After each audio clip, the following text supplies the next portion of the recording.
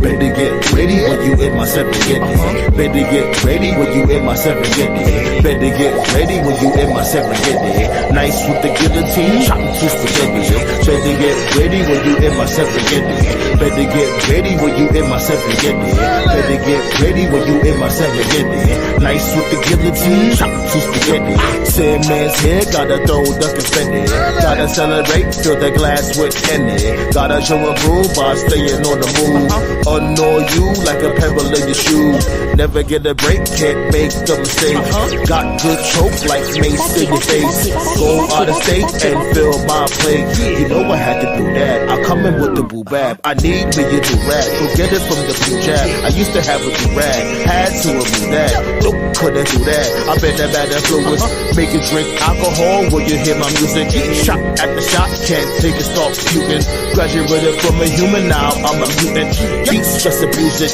Yup, I lose it. If Beats was a person, he'll have bruises. Better get ready when you in my Serengeti. Better get ready when you in my Serengeti.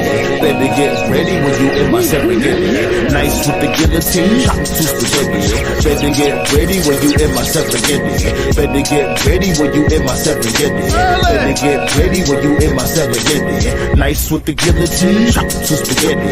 I got the King Kong palm balls like a nuclear bomb. Girls always like my charm. I'm a phenomenon. Set off the smoke alarm when I just sparked the bomb. Never gonna keep it calm. Gotta drop exclusive songs. I've been the animal damage you when I play to do. You feeling yourself because you got a fan or two? Negro please, you still weak. Chop you in the dome and leave a crease. Beast from the east won't cease our feast. All you do is start trouble and call police. Start praying to God more than the priest. Cash my check, then buy some text. Slit your throat with a wing from a jet.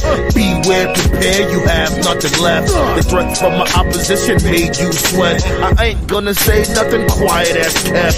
Better get ready when you in my Serengeti. Better get ready when you in my Serengeti. Better get ready when you in my Serengeti. Nice with the guillotine, chopping two spaghetti. Better get ready when you in my Serengeti. Better get ready when you in my Serengeti. Better get ready when you in my Serengeti. Nice with the guillotine, chopping two spaghetti.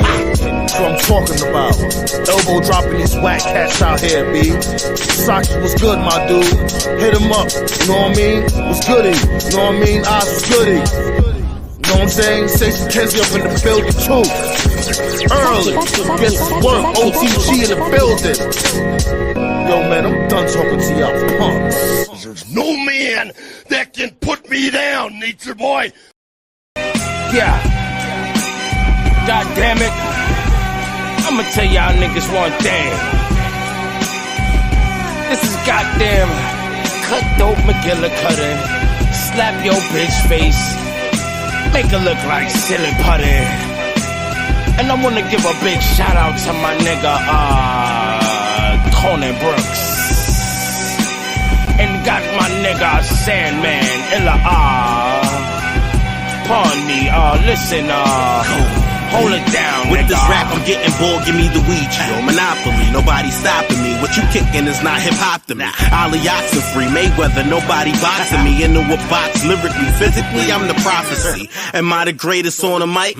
Possibly, probably. Coke in its purest form, leave you wobbly. Vibe with her, do not vibe with me. None of you niggas live to me. This nation's domination, Dwayne Johnson can't even rock with me. New York nigga, black mask with the do-rag. Act hard if we flaunt, we leaving body parts blue-black. I black my block back, I rack, cover your tracks. It's a fact, this boy snap for the racks. Pack on the back, packing a rack. No gat, it's fist to the face. Ace go with a black bat for trying to puff, he get mace. Back the guard, ask the guards who's kicking it raw after all. They reply, Big Cole, J. Coney, and Nas.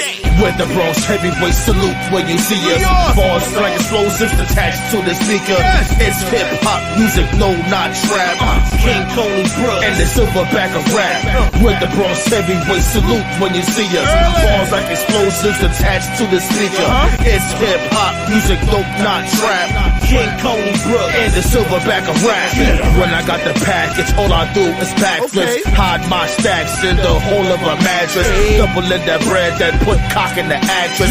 Coney Brooks and Sandman, yep, it's a classic. Living in the Bronx while using survival tactics. Either you can rap or put a ball in the basket. Rip apart your body and leave nothing but fragments. Cops ask questions, don't tell them what happened. Grew up scrapping, bombs and backpacking. Puncture your lung when I throw javelins. Look at him scared stiff, looking like a mannequin. Kinda like a bomb threat, cause you lose is panicking. Packing luggage and leave, go do some traveling. Terrorizing the Bronx with hip-hop savages. Know from how that marijuana and baby cabbages. Flipping that good boy, that's why these haters mad at us. The name of my technique is called variance. These rappers feminine and blow fairy dust. Get it together or get dismembered. Bars like the Hulk with a pissed off temper. Been wise, just like an oh god that is high. Looks like Popeye, nice and Muay Thai. With the Bronx heavyweight salute when you see us. Bars like explosives attached to the speaker. It's hip hop music, no not trap. King Coney Brooks and the silverback of rap. With the Bronx heavyweight salute when you see us. Bars like explosives attached to the speaker. It's hip hop music, no not trap. King Coney Brooks and the silverback of rap. If you will, I'll tell you where.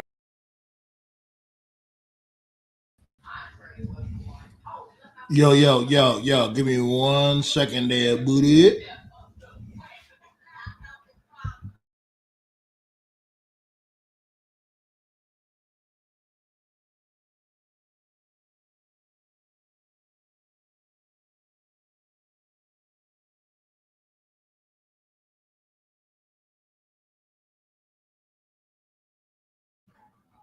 Yes, sir. What it do though? Am I sounding crispy? Dynasty, what's goody? Dynasty, Black Star, what's going on, my guys?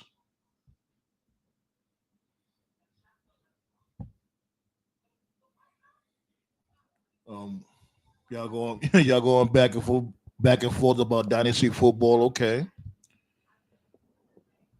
This is an extremely interesting summer in gaming. There's boxing. Excuse me. There's boxing game out this fall. Oh yeah. What's the name of it again? Undisputed. Yeah, it was on PC at first, but that shit was buggy as hell. It was like it had more bugs than a Roach Motel. That's how much bugs it had. So hopefully they cleared that up. You know, I do plan on getting it, but I'll wait. I don't get games when they first come out anymore because of the bugs. And a lot of these developers, they just like to push out games and the games don't even be completed. It's like they just worried about just collecting the bread. So I'll be waiting. I'll wait like a couple of months. And if you think of it, right? A lot of these games, if not all these games, when they first come out, right, they'll be like what, 60, 65, maybe $70 when you purchase them, minus all the DLCs and all the other extra stuff. But you wait like 4 or 5 months, the games end up being like $20. You know what I'm saying? Like if you have like PlayStation Plus and stuff like that, the price goes down dramatically. So I'll tell you guys, I'll tell the council family, it's okay to wait. Because in like 4 to 5 months, the price goes down. Once you have that PlayStation Plus, whatever the case may be, you remember that price go down. And then, you know what I mean? The game will be like, I guess you could say, it will be patched up. It will be completed. It'll be a actual, well-developed game. And you paid less for it. Oh, I don't get all these people. Oh, I'm gonna get it when it first come out. I'm gonna get it when it first come out with any game. Like, no, wait. It's okay to wait. Who are you showing off for? Yeah, it's called Undisputed.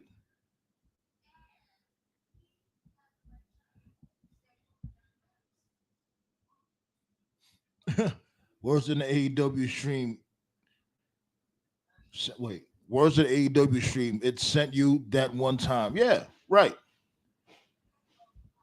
So it comes out in October, okay. Ballet was goody. Ballet the Enforcer. On top of things. On top of them things. Dynasty said facts. He does the same thing with Madden every single year. I ain't gonna lie, like when it comes to that, I don't even play sports games like that anymore. I was more of a 2K. First, I was a NBA Live dude. I used to love NBA Live. You know, I transitioned to NBA 2K. And I ain't gonna lie, I'm over 2K right now. 2K, I think that shit is a complete scam. You know, when you play my career, it's like nearly impossible to make your player better. You know what I'm saying? Because your player will be so trash, and then you can't accomplish certain goals, and you're not getting no points to build your player, and it just becomes like a downward spiral. You know what I mean? Like you may win games here and there, but you're not getting no points. So your player most of the time is going to be on the bench.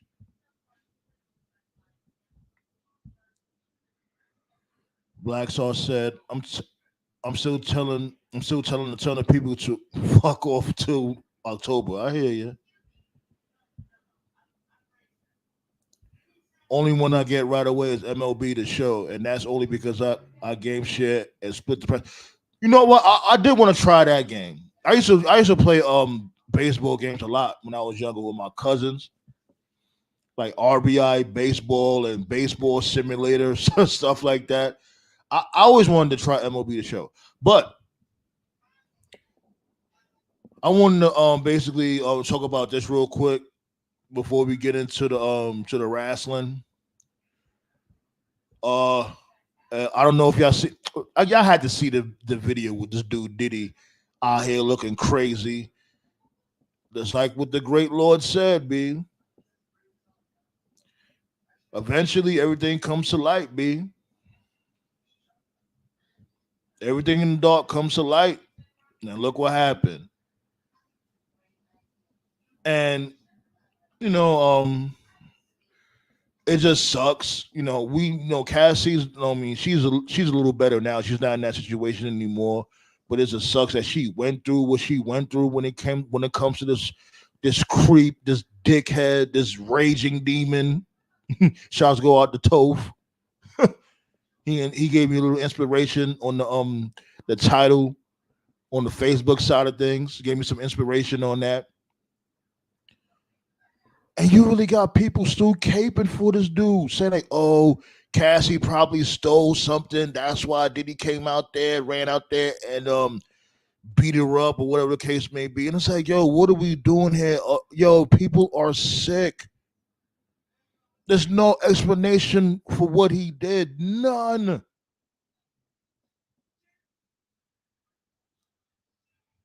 Like I am so disgusted with people be on social media, like, and it be people. This is the thing. It be people. It's one thing if it's like a family member, or whatever. Even though there's no escaping it, like it is what it is. He's a scumbag. But it be people that don't even know the man. You don't even know the man. You never been in the same room as the man, and you caping hard. It's just ridiculous. And of course, I can't play the video here because YouTube was already on my damn ball hairs when it comes to this channel. They waiting for a reason to clip my shit, so I ain't gonna. But it's everywhere. All you gotta do is look for it. It's everywhere. You can't miss it. Everybody's talking about it, and I'm here for it. Like this dude, he needs he needs to get punished severely. It's about that time, B. He's been doing too much for decades. And look at that. That dude, Cat Williams, B, he opened up that portal where he was all big dick deviants would be exposed. Pause. Look what happened. Look what's going on. And oh well.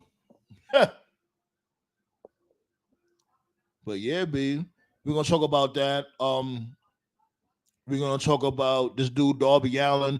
Like, how in the hell you just came from getting hit? You got hit by a fucking bus, and now you come back in AEW wanting to be in Stadium Stampede. I don't know where you do that. This dude is a lunatic. I think he doesn't care about life. What else can you like? What else can you say? Darby Allen does not care about life. He doesn't care. Like it's like, does him and Jeff Hardy got a bet going on? I don't know, but he's back nonetheless. He's gonna be on Team AEW going against the Elite for Stadium Stampede. We're gonna talk about that. We're gonna talk about the King of the Ring. That's King and Queen of the Ring that's going on right now. I didn't get to watch SmackDown yet. I'm gonna watch it a little later on. Let them know, Ballet. Let them know. Hit that like button, please. It's only free. He does need to slow down. And it's like you got hit with a bus in Manhattan. I lived in New York for three decades. You know what I'm saying? I never even came close to getting hit by a bus. How you get hit by a bus? Explain that to me, please.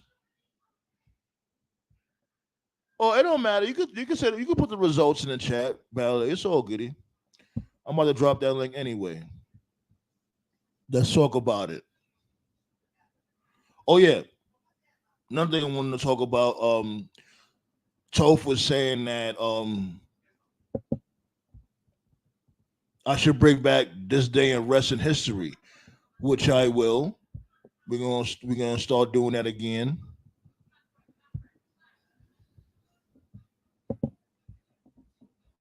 Dynasty, I was thinking the same thing, my guy. I was thinking the same thing. Like, was he trying to wrestle the bus? How you get hit by a bus? Look, I've been in New York all my life. Well, most of my life, I should say. Excuse me. Y'all know, I'm in KCK now. But I've been in New York majority of my life. How, Sway? How? How you get hit by a bus? Oh yeah, Naya's killing it. Naya's killing it, man. Like, and I'm happy for her. She slimmed down. She gave her life to the Lord. And she's been doing great. She's been killing it, man. She's been killing it. Shouts go out to Naya, definitely. Yeah, I'm about to talk about some history right now. This day in wrestling history. Cover a few things. I'm also gonna do birthdays. So remember, I used to talk about the history, then say who birthday it is. We're gonna do all that real quick, and then I'm gonna open the floodgates. Let's see real quick. In 1993, on the live edition of WWF Monday Night Raw from the Manhattan Center in New York, Marty Jannetty defeated Shawn Michaels to win the Intercontinental Championship in the main event. Also, in one of the most memorable upsets in the WWF at the time, the enhancement talent, The Kid, scored an upset pin on Razor Ramon. The Kid was, of course, Sean Waltman, who later became the 1-2-3 Kid, with the angle leading to Razor Ramon's babyface turn. And Yokozuna defeated the Ugandan giant Kamala. God rest his soul. God rest their souls. Yeah. Wow, that's damn. Wow. Anyways, on the follow-up taped editions of Raw, Adam Bomb made his WWF debut, and Mr. Perfect finally picked up a pinfall victory over Doink the Clown to advance in the King of the Ring tournament. This followed 2 draws between the pair in previous qualifying matches. I know y'all definitely remember that.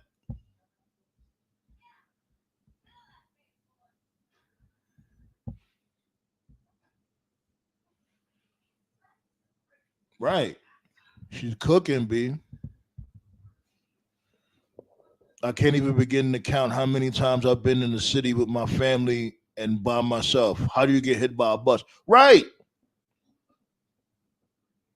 I'm telling you, I would not be surprised, like what Dynasty said. I would not be surprised if he wanted to get hit by the bus. He was like, you know what? I just wonder how this feels.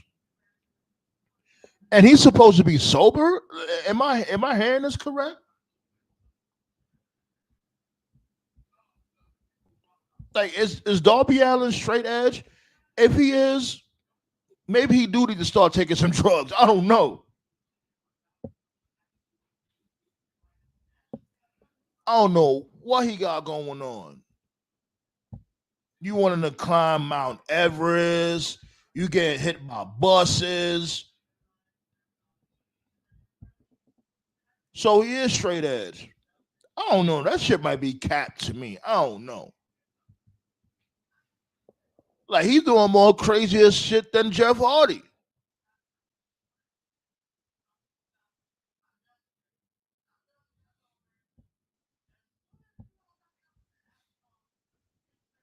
In 97, Bum the Taker defeated Mankind and retained the WWF Championship in a lumberjack match at a WWF house show in Madison Square Garden.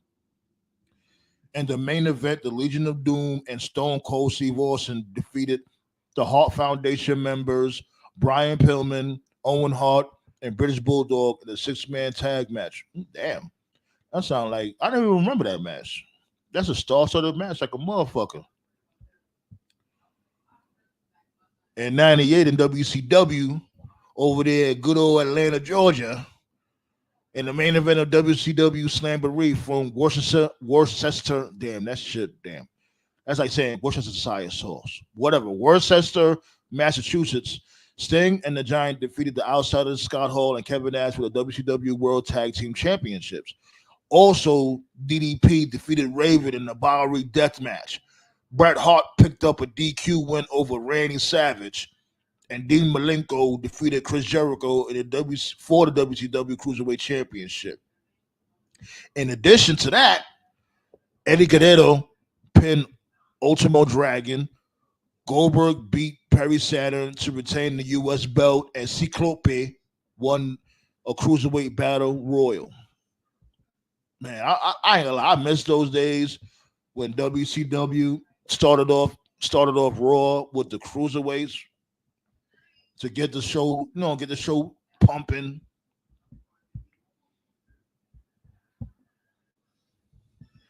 He's an adrenaline junkie. Everyone has a vice. Yeah, I guess, but it's like this dude is nuts. Like, how you get hit by a bus? You get hit by a bus and then you come back and now you in Stadium Stampede.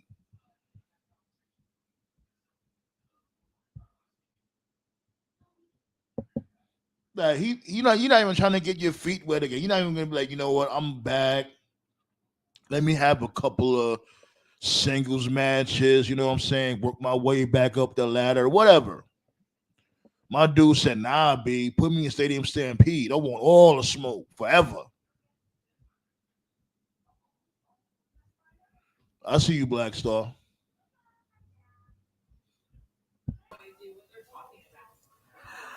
Like, he has more than I'm not sure, Dynasty. I'm not sure about that one. I don't remember that match, but I won't be surprised. What's going on, Black Star? That's all good, man. What's goody? Yeah, I was tired as hell earlier, B. I still didn't even get to take my damn nap. So, but we here now. We here. We gonna get through it. Like, he has more than a fucking vice. There's a fucking death warrant. I'm telling you. God hasn't called for the check yet, but he's going to very, very soon. If he this dude here. Was it Slavery 98? Nah, wait, hold on. Let me see real quick. Dynasty. What? It was. He's talking about that match between Malenko or Ciclope. Oh yeah, when he took off his mask. Let me see. We took off his mask, covered his face, and then rolled him out. It was Slamboree. I think Jericho did the same thing. I think he did it to Juventud. Yeah, but yeah, you're right, Dynasty. Yeah, it was Slamboree 98. My bad, yo. Like, he took off his mask and then he immediately covered his face. They used to do that shit a couple of times here and there in WCW, taking off the luchadors' masks. Yeah, like that shit was insane. Like, look at Rey Mysterio. He took off his own mask when he joined the Filthy Animals. What a jackass. So Dynasty said Dean was dressed as Cyclope. Okay. Yeah, he was. I think for the Jericho rivalry, I believe. Let me see. Let me go back to it again. Let me see. Yeah. Eddie Guerrero Pena Goldberg.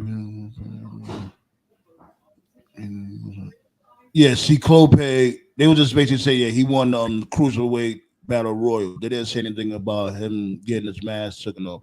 I don't think I seen that. I couldn't have seen that slamboree. Like, to tell you the truth, like I watched WCW, but I was more of a WWF guy at that time.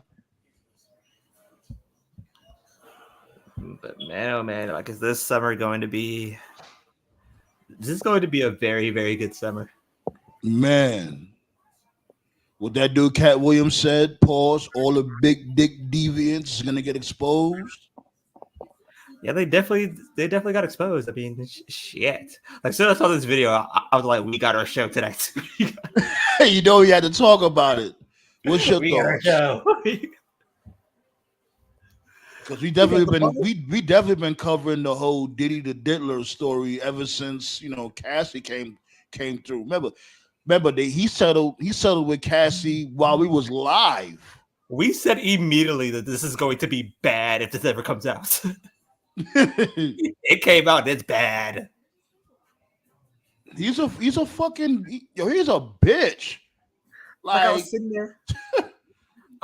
And I was watching it. I was like, what was he fucking thinking? Why did she take this to trial? Why did she settle this quick? Oh, that's why. Yeah, because he got all this power and money, so it's like, what could she do? But the second you see that video, the second he goes to jail. He's not in America right now. I think he's somewhere in some island with his kids. Some island, my ass. Nah, he is like like that a place where he can't get extradited. Yeah, basically, he's not. I don't think he's in the United States. He's somewhere on some island with his kids. Jeez. Yeah, man. He's looking for man's butt. That's where he's looking for man's butt. Chris Hansen, can I call you Chris Hansen? Yeah, I got the topic or the topic of the show on the Facebook side. I got it from this dude Toph. I put Diddy the Raging Demon. Toph has that. Toph is that mean of that dude that's rubbing his hands. Rubbing his hands. Right, like Birdman. Yeah, get him too. Him and Drake. Get all these predators and pedophiles out of here, man. Yo, well, I don't know, man. Like, Cat Williams has been accurate as fuck so far. This is not going to end well. I guarantee you this is not going to end well. This dude, Cat Williams, like, he knew she was about to fucking pop off. And he said, this is so crazy that he said this shit on January, the beginning of the fucking year. He fucking Randy Orton that woman. I was like Jesus. I was saying that I know Toph know what I'm talking about. I was saying that he should get done like this dude Joe Pesci in Casino. Remember how they did Joe Pesci and his brother? They should do Diddy just like that. It's just the beginning, bro. It's just the beginning. I know, yep. The rabbit hole is definitely gonna get deep. What's good, TKO? What up, y'all? Shit is wild, ain't it? Definitely. I mean, shit. P Diddy just threw a fucking Clayton Kershaw type curveball to our entire day. They were saying that that video, whatever. I guess it got leaked by the feds or whatever. That's how CNN was able to get that shit. What's interesting too, when stuff like this happens, I usually avoid going on Twitter tribalism and just how toxic it is and stuff. But I went on Twitter after the news and I was just checking on the usual suspects, people in the music world. I'm seeing, all right, who's tweeting what? Nobody said anything. Nothing. Dead silence. Because they know. No, it's everywhere. A few people talking. Well, I would say more like bloggers and like us and stuff like that. Yeah, 50 said some shit because he's 50. Yeah. No, 50 been on his neck for months. Yeah, years, as a matter of fact. Yeah, people like us we'll talk our shit, but the reason why people in that world ain't saying shit because you never know. Nobody wants to be that guy or that girl that's screaming from the rooftops, and then they find something in there. Right, it's like super quiet. I was like, damn, all right. We appreciate you too, Ballet. Thank you, Ballet. Yeah, thanks, Ballet. This is like officially not going to end well. I promise you, this is not going to end well. No, I was at work earlier, and a coworker of mine said this is worse than Epstein and Weinstein combined, and I said, how so? And he told me because with them we had testimonials and we had pictures, but no tape. Like tape. Yeah, and I was 4K, like you see the actual act being. That's how dumb Diddy is. Like the only comparison I can make to this is remember Ray Rice when he fucking slugs his wife. Yeah, I remember that. Yeah, knocked her into next year. Mm-hmm. Like, yeah, the only two comparisons I can make to this is Ray Rice and Joe Mixon, and Joe Mixon was 10 times worse. I want to know who was the person that gave up the tape because they've been sitting on that shit for almost a decade. Yeah, that's what I said. Like, a strong rumor was saying that it came from the feds. Remember, they did the whole raid and they confiscated tapes and shit like that. So what probably happened was Diddy probably bought off that hotel. Yeah, they 50 racks. Right. So isn't the hotel going to be in trouble too? I don't see why they would be. No, but because like they withheld evidence. That means that they're in trouble as well. You do got a point, Black Saw do got a point. Yeah. So basically he bought off the hotel and kept that shit like locked, like probably behind God knows what kind of security. And one of those mansions that they raided. Because remember, they said they confiscated tapes. They said on the tapes, it got like high-powered people that's on the tapes and compromising positions. Damn. Like the bad news is that he cannot get in trouble for what he did to Cassie because the 5 year statute of limitations have already passed. That's the bad news. Well, trust and believe. Like he got. Go ahead, TKO. Go ahead. I was just gonna say they're not gonna ignore that. Yeah, it's in black and white. They're not gonna sweep that under the rug. They're not. And they about to report it again on the news at 10. So the news at 10. If anything, if you don't end up getting locked up, which would be crazy, they're gonna make sure they bleed that dude dry. Yep. The elites are. It's gonna be 10 times worse than R. Kelly. Yeah, the elites. You know what man, that's what What's they good, do, man. man. I don't know about the R. Kelly situation being 10 times worse, but yeah, it's bad. My goodness, like this is just. I feel bad for Cassie. Like I believed her when she said at first, and I did too. I'm not gonna lie, I did too. Yeah, and especially since he's settled in less than 24 hours, that's how I was like, oh, that's a smoking gun right there, nigga. You guilty? Yeah, you settle that did that shit. The part that was the most heartbreaking about that entire situation is that she attempted to come back. She attempted to go back to Diddy after that ass whooping that she took. Stockholm syndrome, man. Yep. And then not only that, you also got to remember she was under contract. Remember, she's under a 10-album contract. Oh, well, why would you do that? 10 albums? 10 and albums.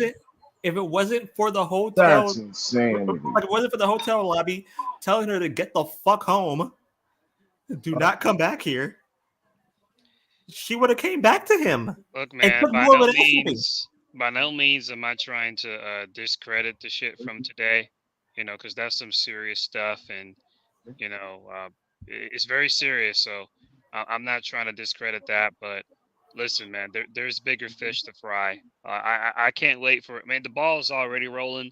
I can't wait for the rabbit hole to expand because there's some other shit that this motherfucker needs to answer to.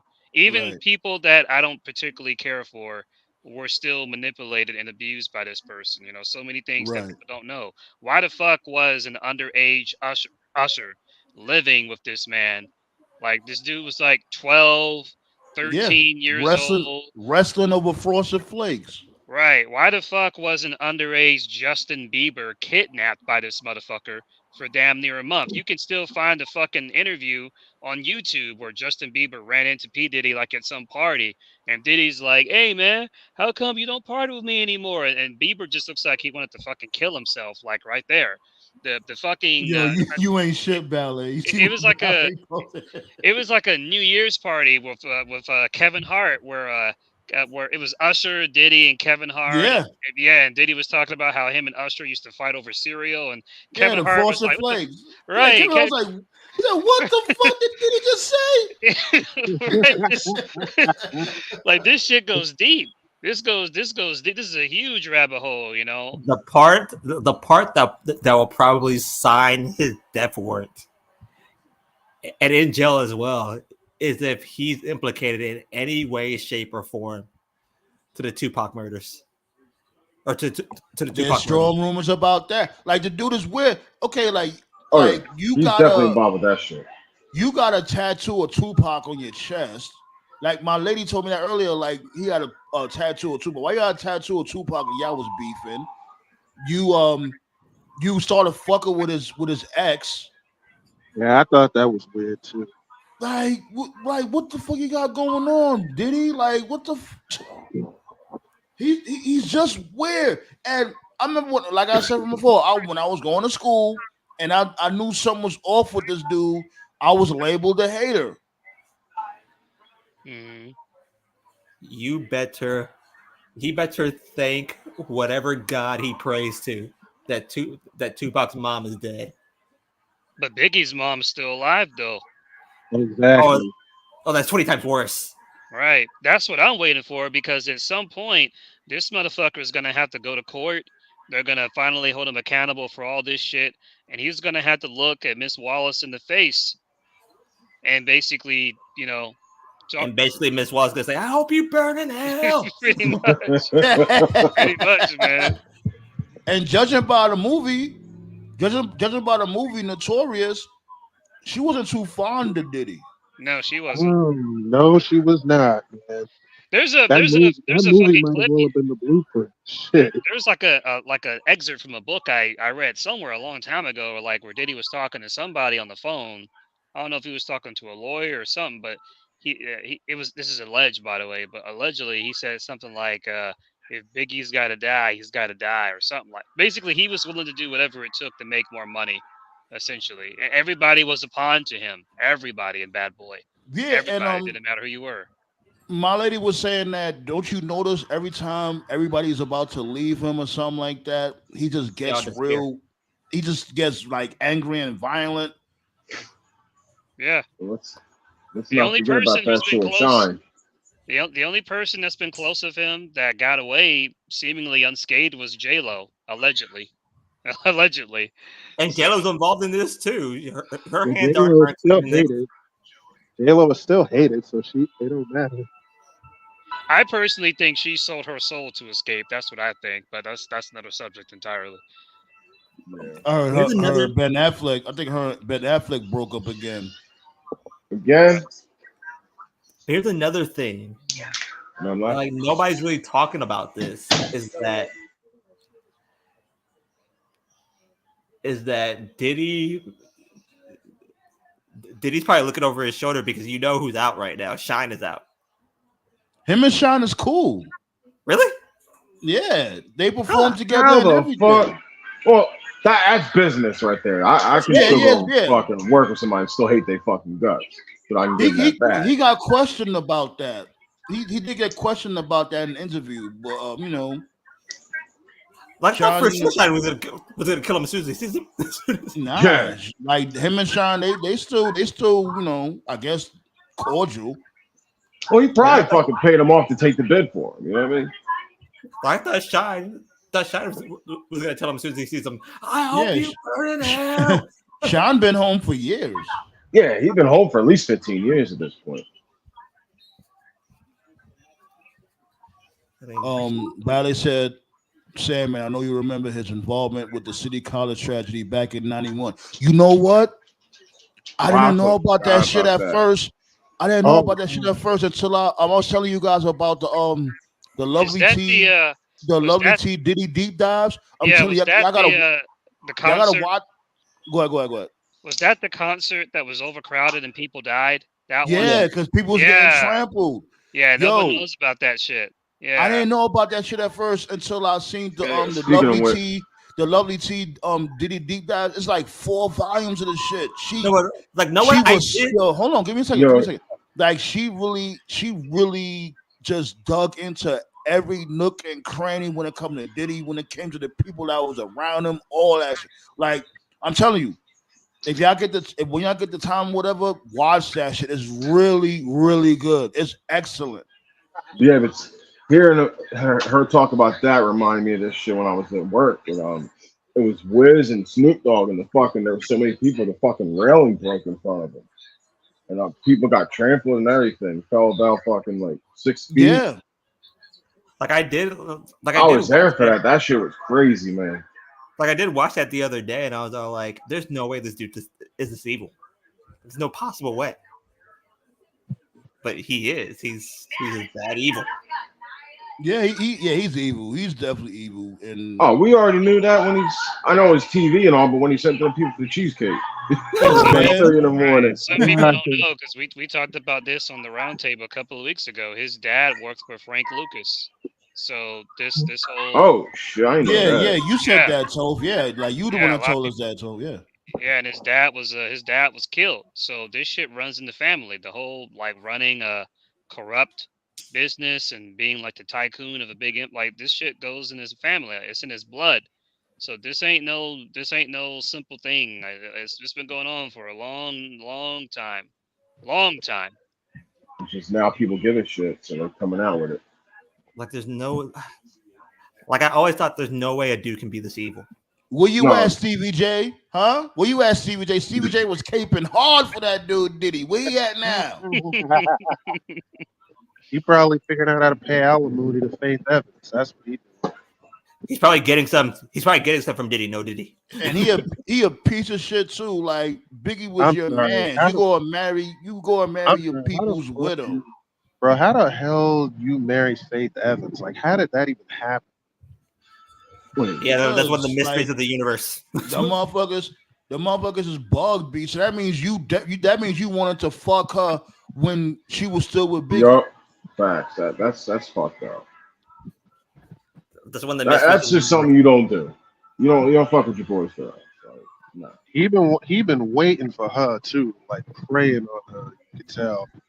I think the most awkward part about all this is I feel like, I know this is like so random, but this just popped in my head a couple of moments ago, is I feel like this is gonna affect that movie they did, Notorious. Because in that movie they painted Diddy to be like such a nice, like a savior. Person. Like he was like this, holy person, and that's just not who he was. Hey, people can change. He could have been that, but then he got fucking all that money and just fucking used that power to his fucking advantage. Let me say this. Well, you can't say that because look at what happened in, like we just spoke about at that City College in '91. That was before when him and Biggie linked up. Right. Let me say this. He's been a piece of shit for a very, very, very long time. Right. Let me say this. Let me piggyback off what Dynasty just said. Is that no, people don't change. It's just that the devil was an angel as well. Talk your shit. And since he's the devil, the devil was an angel at one point in time.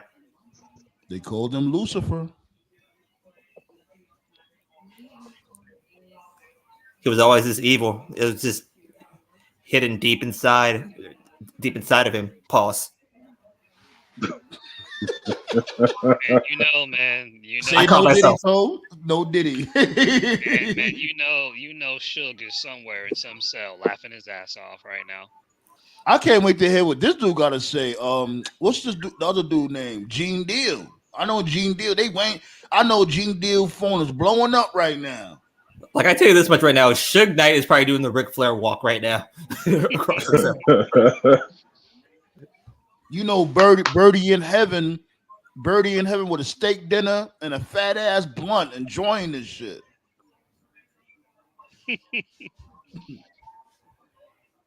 Pot big. What's his estranged wife name, babe? Kim. Now they wasn't married, right? That was girlfriend. Excuse me. The mother of his child. Children. Oh, they had more than one kid together? They had 3? I didn't know that. He had the motherfucking nerve to post her on Instagram on Mother's Day. Yeah, on Mother's Day. Like, my dude. Sketchy as fuck.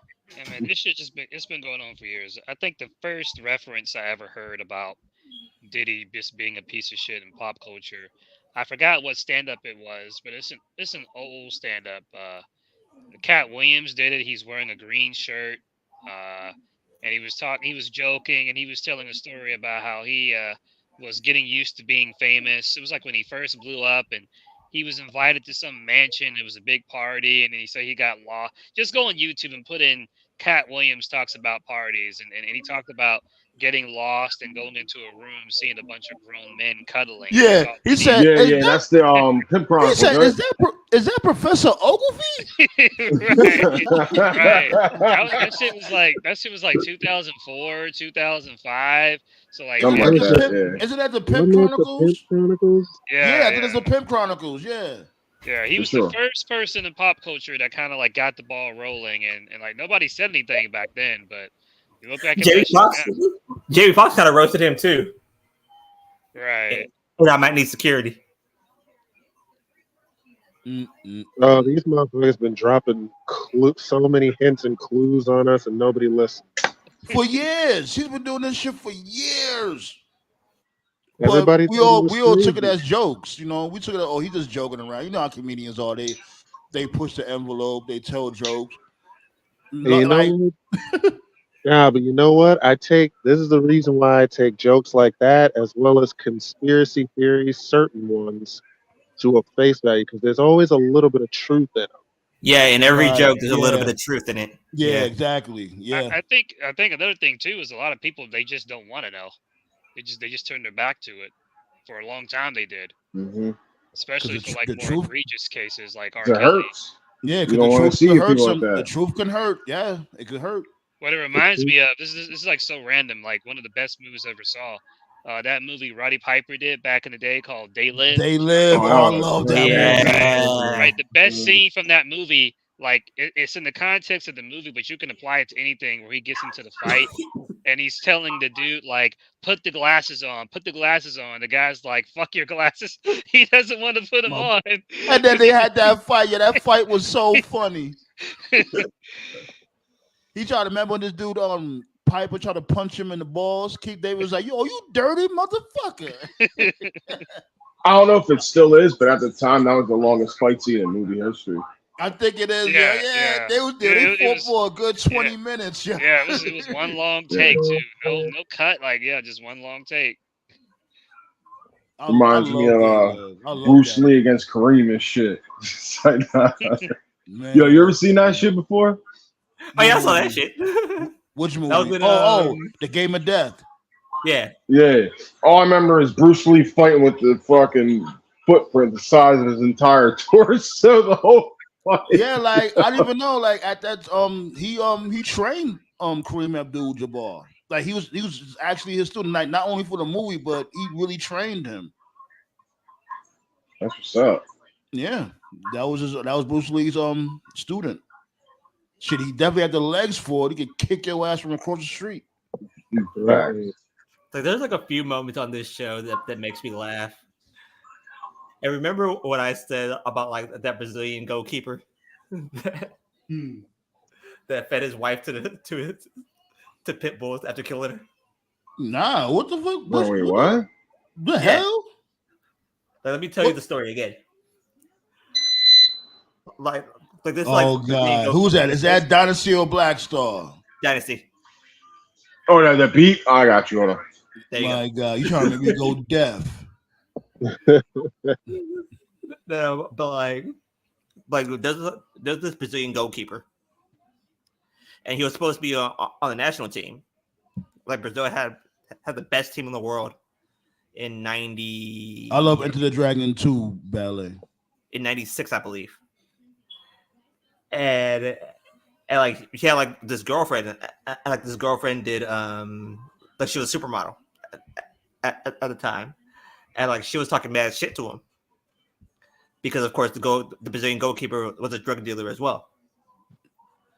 So she was talking massive shit. So what he did was that he drugged her, killed her, chopped her up, fed her to his pit bulls. What the fuck? What is a documentary? No, like it's a story. I think it was on. Was that True Crimes? Yeah. Like it's a true crime, but it was in the Brazilian newspapers and it was in the New York Times. Oh, okay, I thought it was gonna be some like thing on like Real Sports or something. Sound like some First 48 type shit. like leading up to the World Cup, and he did not get caught until I think 2012. Ballet got jokes, Dynasty. Yeah, I see it. I mean, time. Anyways, let's switch gears. Let's change gears real quick because we could, when it comes to that dude, Diddy the Diddler, Diddy the Raging Demon. He got multiple names. We could talk about that motherfucker forever. Lucifer himself. Let's get to the meat and potatoes. No Diddy. Now, talk to me about the King and Queen of the Ring. What happened on SmackDown? I ain't watched SmackDown yet. I don't care if y'all spoil it. Talk to me. What's going on? 2 hours behind. Tama Tonga is in the finals for SmackDown. Oh my God. I told you. Are they really going there with it? Are they really gonna have? I hope they're not gonna do what I think they're gonna do. They're gonna have Tama Tonga versus Jey Uso in the final. Yep, absolutely. I told you. And Jimmy returns on Monday to help him beat Gunther since he fucking made him lose the last time. Nah, I really want to see Gunther and Orton. That's really the better. I hope so, but I think they're going with the bloodline. That's definitely a very fresh match right there. I wouldn't mind seeing that match at all between RKO and Gunther. I told you 2 weeks ago that this is going to be the matchup. I really can't picture Tama beating Orton now, honestly. I can. I mean, I can, but I really can't. I mean, hell, he might even lose this match tonight, so it might not even be Orton. He probably will, but Orton, if they really have faith in Melo that Melo would beat Orton now, man, that'd be huge for him. Oh yeah, it will be. But probably that'll be the rocket ship for Melo. Jay got disqualified. What'd she do? Jade hit Nia with a chair. Of course she did. Well, yeah, they had to do something because they can't have her win it. Yeah, and she can't get. And you don't want to have her and Bianca touch yet. No, yeah, right. Not too many. Especially for Saudi. God, Saudi does not deserve that match. Hey, but did you guys hear that that Barbarian's twin daughters, they're now free agents? Yeah, the Tonga twins. But I heard how's the other one? Because I know his other daughter wasn't very good. Yeah. Her oldest daughter sucks. What was her name again in TNA? Lady Tapa, I believe. Yeah, Lady Tapa. Whatever happened to her? I remember her. Where is she? What the fuck ever happened to her? She went to Stardom for a little while. I don't know where she is at now. Yeah, she sucked. At least Yeah. That's what I said. She wasn't very good. That's for sure. Oh God. I remember they tried to put Gail Kent with her. They tried to replicate Awesome Kong, and I was like, yeah. No. You can't get a good match out of Gail. I ain't gonna lie. If I'm LA Knight, she even had that girl Tiffany thing in her. If I'm LA Knight, Tiffany was good. Pissed. What was it? Tara Terrell? If I'm LA Knight, I will be fucking pissed. I don't care. If I'm LA Knight, I'll be pissed. I'm like, yo, this is what y'all do to me. I just beat AJ Styles at fucking WrestleMania. You got me losing to Tama Tonga? The dude just got here. It's supposed to be LA Knight super versus. duper pissed. It's supposed to be LA Knight versus. Nah, he'll be all right. He gonna win Money in the Bank or something like that. Well, they just did. They did a face-off between Knight and Logan just now. So yeah, that's gonna be the matchup. Well, that should happen in Mania, but no, that's realistically that should happen now. I don't even want Logan versus Cody. No, I'm saying last year. I mean, it should have happened like at Mania. That's what we all thought was going to happen with the triple threat, and then LA Knight versus AJ for some reason. That's the matchup. That's the matchup at SummerSlam. That's what I believe. Yeah, that's gonna be the matchup. KO. And there it is, Randy Orton versus Tama. Yeah, Tama's gonna win that. And it's gonna be Tama versus Jay. But like this is supposed to be Solo doing this shit. Solo's supposed to be the one going up. No, Solo ain't. No. Because no. It's gonna be Solo versus Roman. I heard you, Toph. You was a fool. Like, this shit don't make no sense. It doesn't. And y'all know I love the bloodline, but what is this? Shouldn't this be Solo being dominant? So what if this dude Tama Tonga win? So Tama Tonga's gonna be. He gonna hand it over like fucking Andre did with fucking Ted. Yeah, that's it. I surrender the World Tag Team Championship. Everybody's got a price. Everybody has a price. So Ballet says Solo was channeling his inner Suge Knight tonight. What did he do? Yep, he's just the headpiece, and everybody else does all the shit, but he just collects all the checks. Shit, he needs to use that check to get some real diamonds. Oh, here come the bloodline. TK already said it. He doesn't make enough money. He don't. He don't, especially if he ain't in the King of the Ring tournament. Right? Yeah, he's still in that NXT deal. Like, this dude Tama Tonga, like, why is something? Oh man, whatever. Because they gotta show you how good he is. Like, yeah, they gotta do that shit in other matches. This dude, right? But you can't like. It's a tournament. You know what I mean? You know what they should be doing? They need to be showing how good Tama and Tonga Loa are as a team. That's what they should be doing. Right, but they think they fucking, need to let those guys cook in the tag team division. Did Tonga Loa do anything yet? Is he doing anything? You better thank God. You better thank God those two aren't talking. He just helped Tama beat LA Knight. That was it. The amount of fucks those two will say by themselves. Oh, that's why they wait until they go to Netflix. He don't want to get robbed. You can't get robbed. Come on, he's one of the leaders of the bloodline. How couldn't you get robbed? He got so much power around him. And if he does get robbed, they'll take fake shit. So what would he care? Well, yeah, there you go. Costume jewelry. In worst case, say, I'll get my daddy to beat you up. My daddy will beat your daddy. Wait, what? Wait, what? Yeah, that's a motherfucker Haku. Yeah, Haku still want all the smoke. How is he now? Like 80 years old? He still fuck somebody. He's still young. And he still looks young though. That's what's crazy. I'm telling you, the funniest Haku moment was when he was talking to Michael Irvin on Pros vs. Joes. And he said that he gave I remember that show. I used to love that show.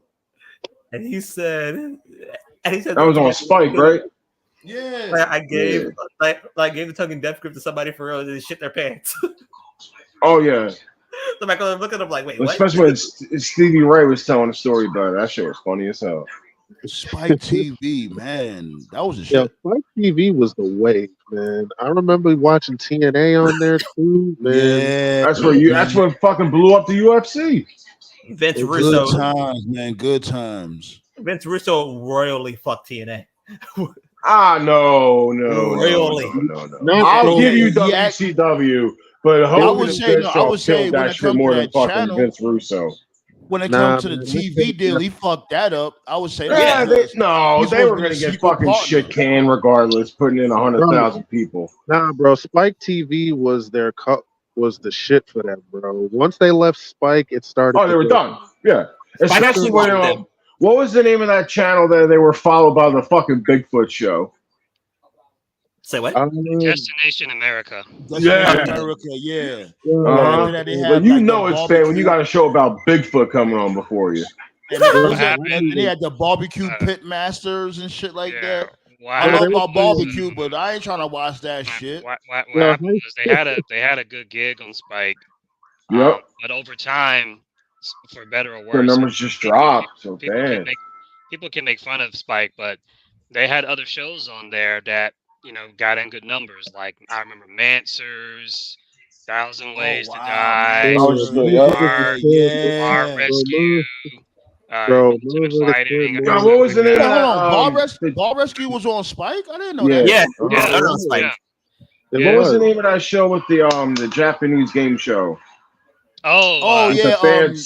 MXC. Yeah. Was it most elimination channel? Was it something like that? Yeah. 1,000 Ways to Die. Taking it back, man. I used to love Spike. Basically, happened was like all those shows brought in good numbers, and like at first it was just TNA and UFC that had like the biggest numbers, but then over time those other shows started bringing in just as much and sometimes more.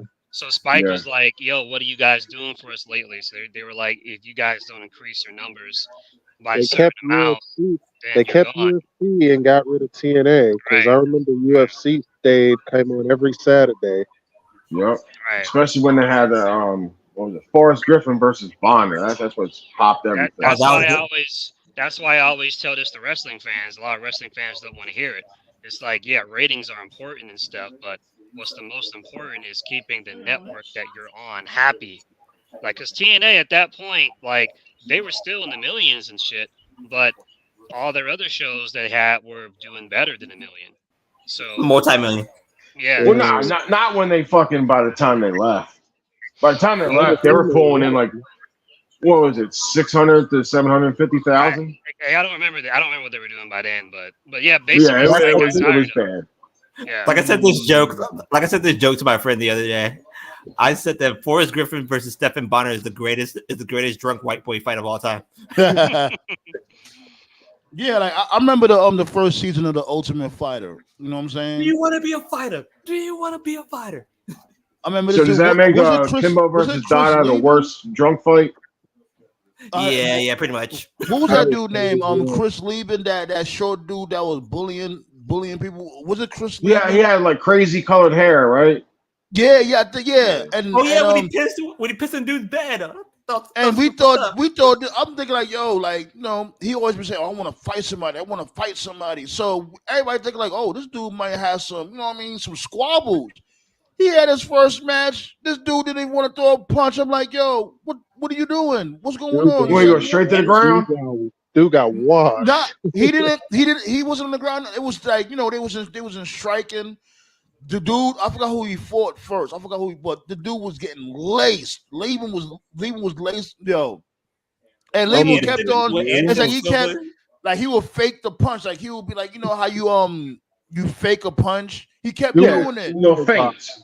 And motherfuckers was like, yo, throw the fucking punch. What's wrong with you pussy? What Anderson Silva did to poor Chris Lieben is something that was criminal. Anderson Silva whoops his ass so bad. But then after that, they came out. Whose ass didn't he whip back then? And then after that, they came out with the other seasons of Ultimate Fight. I'm like, y'all doing too much now. Like, the first in his prime, when I watched, he's probably the GOAT. What he did to Chris Lieben was was beyond criminal. That was assault. That's what it was, assault. Yes, it just got so easy for him. He didn't care anymore. Speaking of UFC, so I see this dude, The Rock. He's training to be what's his name? Mark Carr. Yeah, Mark Kerr. Mark Kerr. Yeah, he's gonna basically do a biopic when it comes to him. Like he's been training and all that. Yeah, super mega balls. I always get him and Mark Coleman mixed up. No, it's not. Excuse me, it's not Mark Coleman. That dude that look like Vin Diesel, not him. No, I know that. I'm just saying I always got those two mixed up. Oh, okay. What happened to Kerr is probably one of the saddest stories of all time. What happened? Well, when he first started, like a lot of people say that Mark Coleman was the person who birthed who made up a ground and pound. It was really Mark Kerr that did it, and he was so talented at the time. He really didn't need to train. No, wasn't it this dude? What's the dude with the mustache who was in WWF for a little bit? Dan Severn, no. Yeah, because he would take you down and ride you down. That was it. He really wasn't. No, Dan Severn would just whip your ass. I swear to God, Dan right, Severn. But he'd take you down and ground and pound because he wasn't beating people on the feet. Dan Severn looked just like Mike Hagar from Final Fight. Oh shit! But Mark Kerr really didn't need to train. The problem was that when fighters got better, at that time he was on massive amounts of cocaine and painkillers, and that really eroded his skills. When all of a sudden he was fighting this dude by the name of King Mo. Oh, King Mo, yeah, I remember him. God, what happened to that dude? And he signed with TNA. That's what happened. So, like that dude, King Mo. Did they sign him and he ain't do a match until like 2 years later? I'm gonna show my age here, man. The only Mo I know is Mo from Guts from Nickelodeon. Mo. Oh shit! Do you have it? Virgo said, "What's up, y'all? How you doing, Virgo?" But there was one fight that's probably the saddest thing you'll probably ever see. That he picked up somebody and slammed him and knocked himself out. Oh, What? I remember that. Yeah. Yes. What? Yeah, because he brought him down and the crown of his fucking head just hit the mat. He picked up somebody. I think it was in Japan. He picked up somebody and knocked himself out. Oh, man. Jesus Christ! But I remember they was He trying basically to have shoot DDT'd himself. I remember they was trying to have this dude. They were trying to have this dude King Mo like he was a second coming of Ken Shamrock or some shit. He was the most over. The one they fucked up was Rampage. That's the dude that should have been the fucking. He wasn't shit neither. Remember they put him on the main event Mafia. I'm like, Right, because it's TNA doing it. If you have somebody fucking work with them a little bit. To this day, I still remember August 1st warning. That shit was so bad. I got a Right, here we video go. on that Go. shit, yo. You're the TNA guy. What was worse, the August 1st warning or 10-10-10? August 1st. 10-10-10 was funny. Amazing. That was funny. No, it's not, because they built that thing up for fucking months, and then they're coming, and it's a bunch of people that's already fucking here. I will always love Immortal. Always. Why? I don't know why. I thought it was gonna be the debut of a new group. Instead, they gave Jeff Hardy a heel turn and did some. The funniest part about August 1st with a bunch of people that's already here. No. The funniest part about August 1st. They're coming. They are coming. The funniest part about August 1st warning is that don't look at anybody else. Just look at Mr. Anderson. Yeah. Yeah, that was great. August 1st was obviously worse. The wrestling fans didn't know who the guy was. The wrestlers didn't know who they were. And he just stood there with his arms folded. It's like you can hear.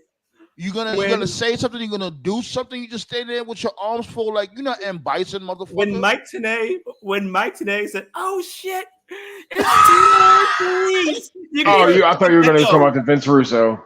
You can hear the God. echo in the fucking building. I thought, like, oh my gosh, this is bad. Even Mike Tenay couldn't even get him over. That shit tells you something. Right. Yep. Because they definitely was hyping this shit for like Because a it's good couple of And months. this is why they if we made him say act this like he every was week- Chuck Liddell.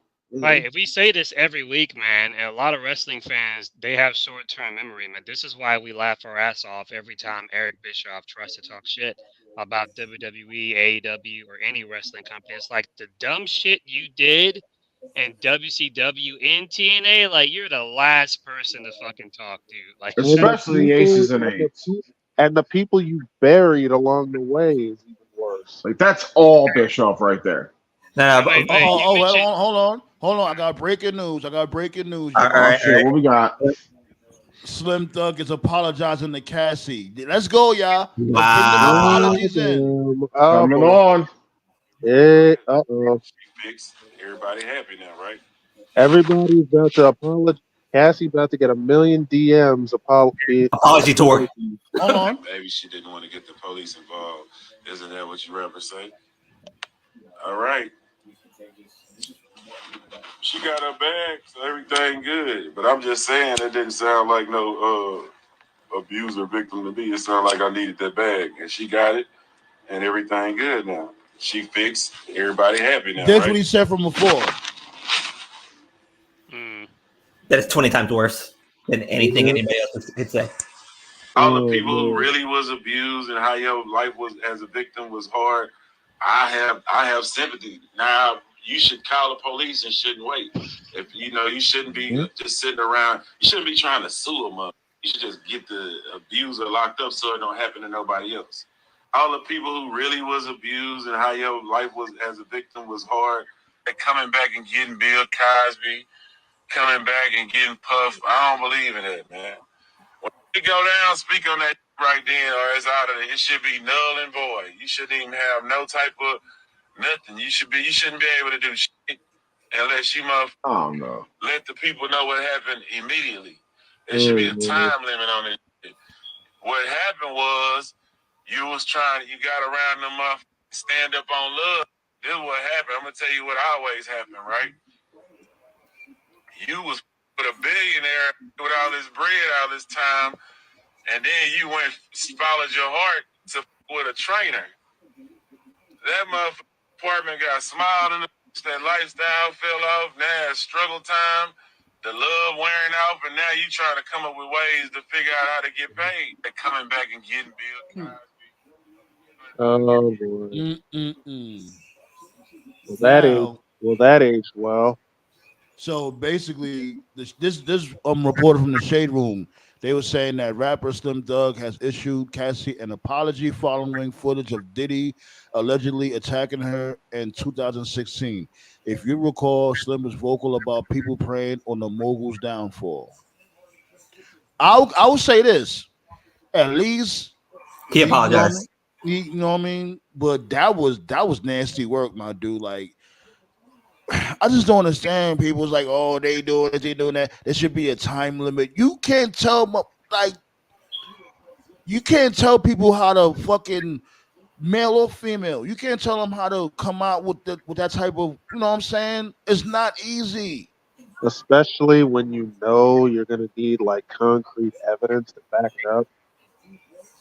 Especially when it's in the public eye, too. It ain't like a regular motherfucker, too. Man, you triggered me. Anytime I hear someone say it's not that easy, I keep waiting for Mark Henry to just turn on somebody for it's not that easy. Yeah, that's what's going on, Henny God. Yeah, that's Slim Thug. That's when he was ranting about Cassie and all that, saying like, oh, the only reason why she did that is because basically she's trying to broke. get a bag. Yeah, she's broke because she's fucking with a trainer. Like, why does everything got to be about money with motherfuckers? Like that got something to do with anything. Goofy, ain't you the same one that, you know what? Let me shut up. It's a good thing that he apologized, though. I give him that. No, yeah. That's a manly thing to do because we all make mistakes. Yep. At least admit when you're wrong. Hold yourself accountable. That's all we ask. Yeah. Wow. We need more apologies, though. Cassie needs more apologies, B. You better be. Y'all drug her through the fucking mud over this fucking dude. Like he's always been the angel. Like every time he always has some type of fuckery around him. There's always some crazy allegations around that fuck. I've been said this. When you criticize somebody, your house better be clean. Exactly. Nobody's house is clean right now. We've already spent a lot of time talking about it, but every time stuff like this happens, when someone gets exposed, the first thing I always think of instinctively is royalties and stuff. Like when the shit happened with Bill Cosby back then, they took the Bill Cosby show off, the basic networks. They show reruns when Roseanne, when she fucked up a couple of years ago. They canceled. She did more than fucked up. They canceled that. So I'm thinking of like all the people who've been associated with Diddy, like 112, Mace, those Yeah, you know 112 was underage. Yeah, they were. There was like 16 and shit. They were whenever this shit happens, they always I know like we're in the modern age now and everything's like about Wi-Fi and shit, but there's still radio stations out there that play music and people get royalties off that shit. And when the Michael Jackson thing happened and the R. Kelly thing happened, more so R. Kelly than Michael Jackson. R. Kelly, like his shit was fucking Thanos snapped off of YouTube, Twitter, Instagram. Like they blew his shit up. His stuff is gone. You can't even find a song anywhere. Yeah, and that's a fact, Henny. Like it's on. The only way you can find an R. Kelly song on YouTube is if it's on another channel. They machine or like a soundtrack or something like that. I'm wondering how this is gonna affect not just Diddy, but anyone because Diddy did a lot of collaborations and shit because he just couldn't fucking help himself. He was always in the background of people's fucking songs. Yeah. So a lot of people, why?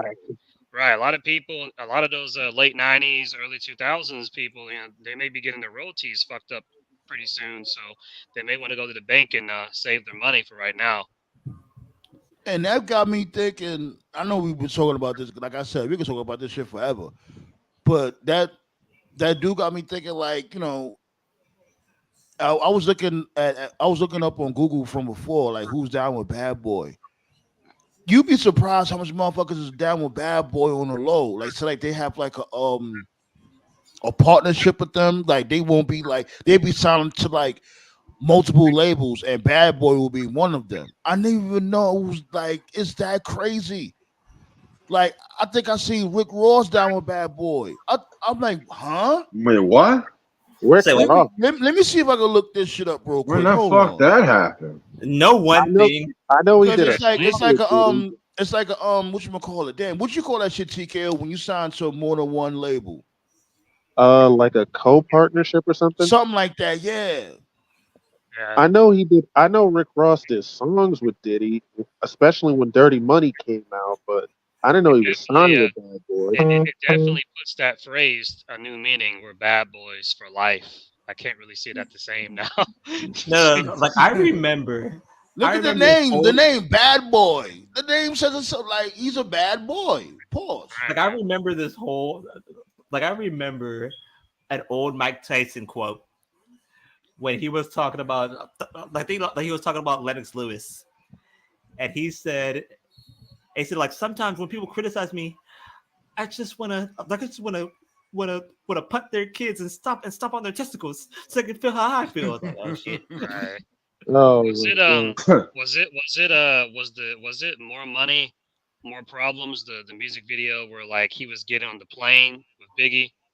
And they were like getting ready to fly off from like the cops. That's the been around. That's a been around the world video. Been around the world, and now The thing I'm starting to see, man, the constant pattern, like whether it's fucking like Vince or Diddy or R. Kelly, whatever, or even the Joey Ryan dude from a couple of years back.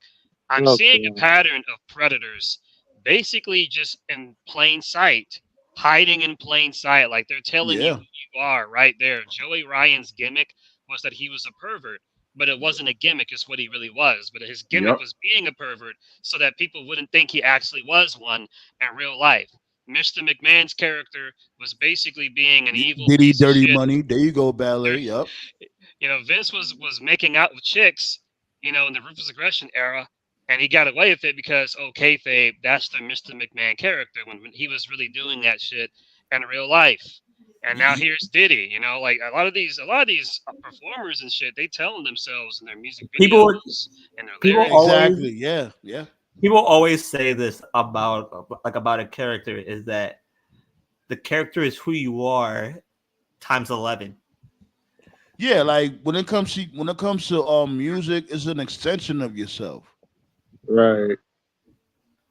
So is Diddy? So Diddy's character is himself times 1, something like that. Like, yeah, like there's a lot of you can find a lot of truth in people's music. Of course, we all exaggerate a little bit. That's just being artistic. Sometimes we exaggerate when it comes to certain shit, but you'd be surprised how much truth will be in our music than false shit. No. R. Kelly, his clues are fucking blaring throughout. Yeah, pretty much. Facts. The whole entire fucking Trapped in the Closet fucking saga. Oh God. I mean, R. Kelly married Aaliyah when she was super young. That should have been that. She was 15. That should have told you everything right there. Yeah, I always said fucking conspiracy for the fucking she didn't die and just fucking like that whole got away.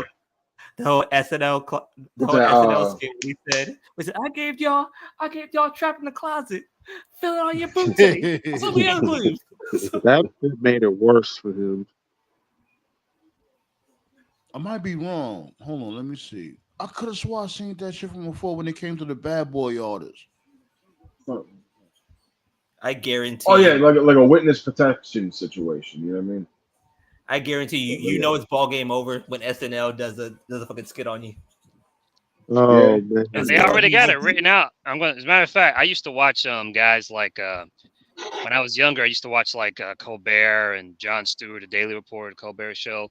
I'm gonna tune in tonight to see if they say anything because Colbert was really good at shit like this. He has like multiple scripts ready for every The Comedy Central period was fucking great at that shit. Isn't live tonight, so it's gonna be Monday.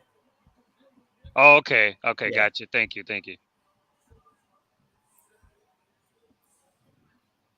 What? Wait, chill. Right. Bow Wow was wait. I'm pulling this up real quick so y'all know I'm not tripping. Fuck?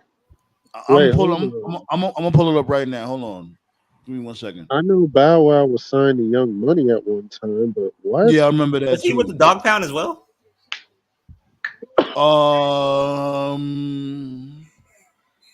He was signed with I guess you could say he was Snoop Dogg's protege. I don't know if he was like actually like signed because he was on Doggy Style. Pause.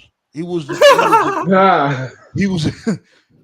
kid in the intro when he said, "I want to be a motherfucking hustler." You better ask somebody. That was Bow Wow when he was a kid. Yeah.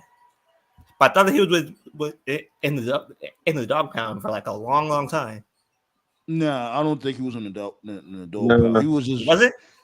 No, like he was like I guess you could say, like I said from before, he was like Snoop Dogg's protege, and then I guess JD took him off of his hands, and that's when he put him on So Def.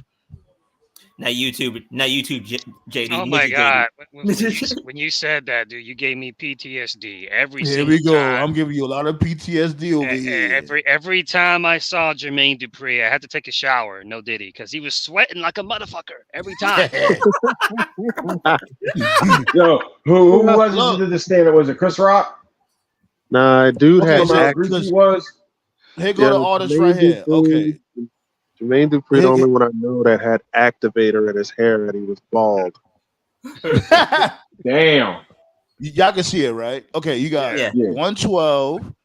I don't know who the fuck this guy is. Nobody knows.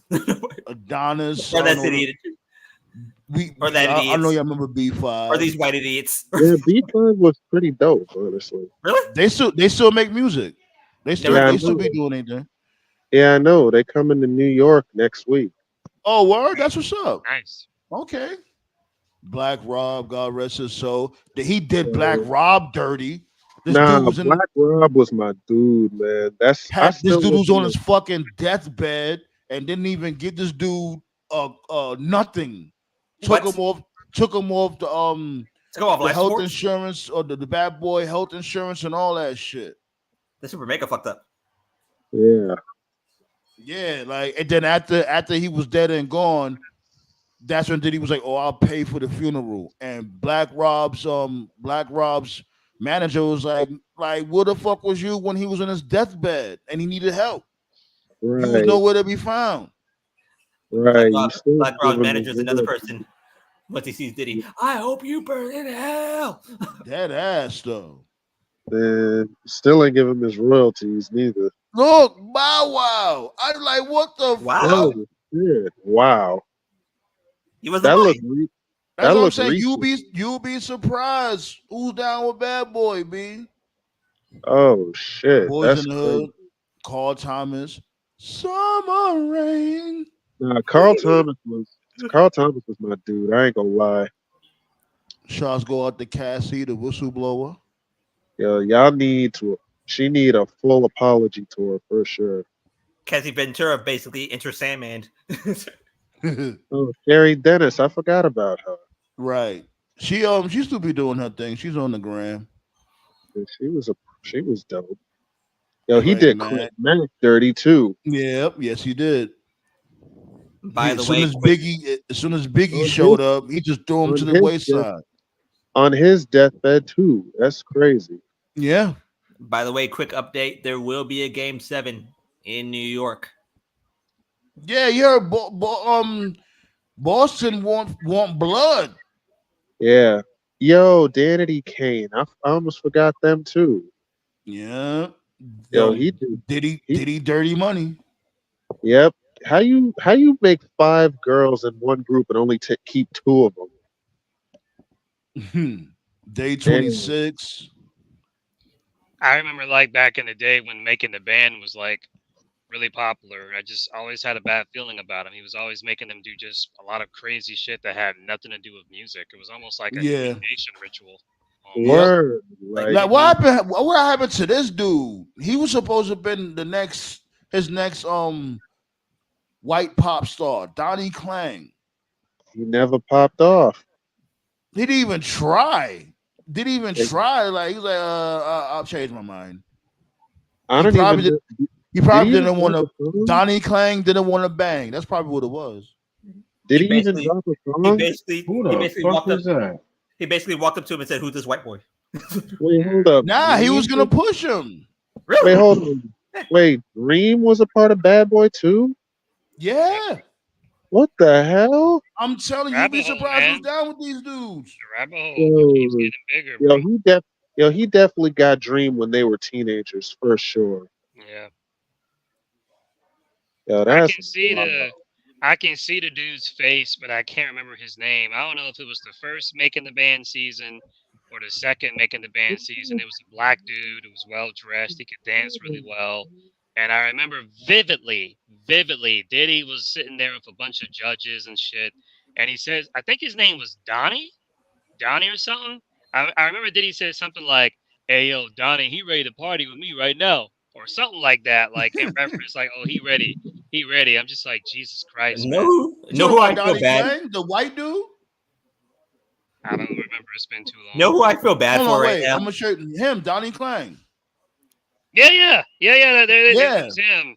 That's what I was saying. Like he was gonna push him, and I was like, let me find out Donnie Klang didn't want to bang. That's why he left him alone. It was, you know how it was in the 2000s. It was like one of those fucking elimination type shows. Yeah, it was on the one of the Making the Band seasons. Yeah, they were going through. I think it was Donnie Klang, and it was them. It was Dream. Yeah, they were going through like possible elimination. Who was it, babe? Well, hold on, my bad. So okay.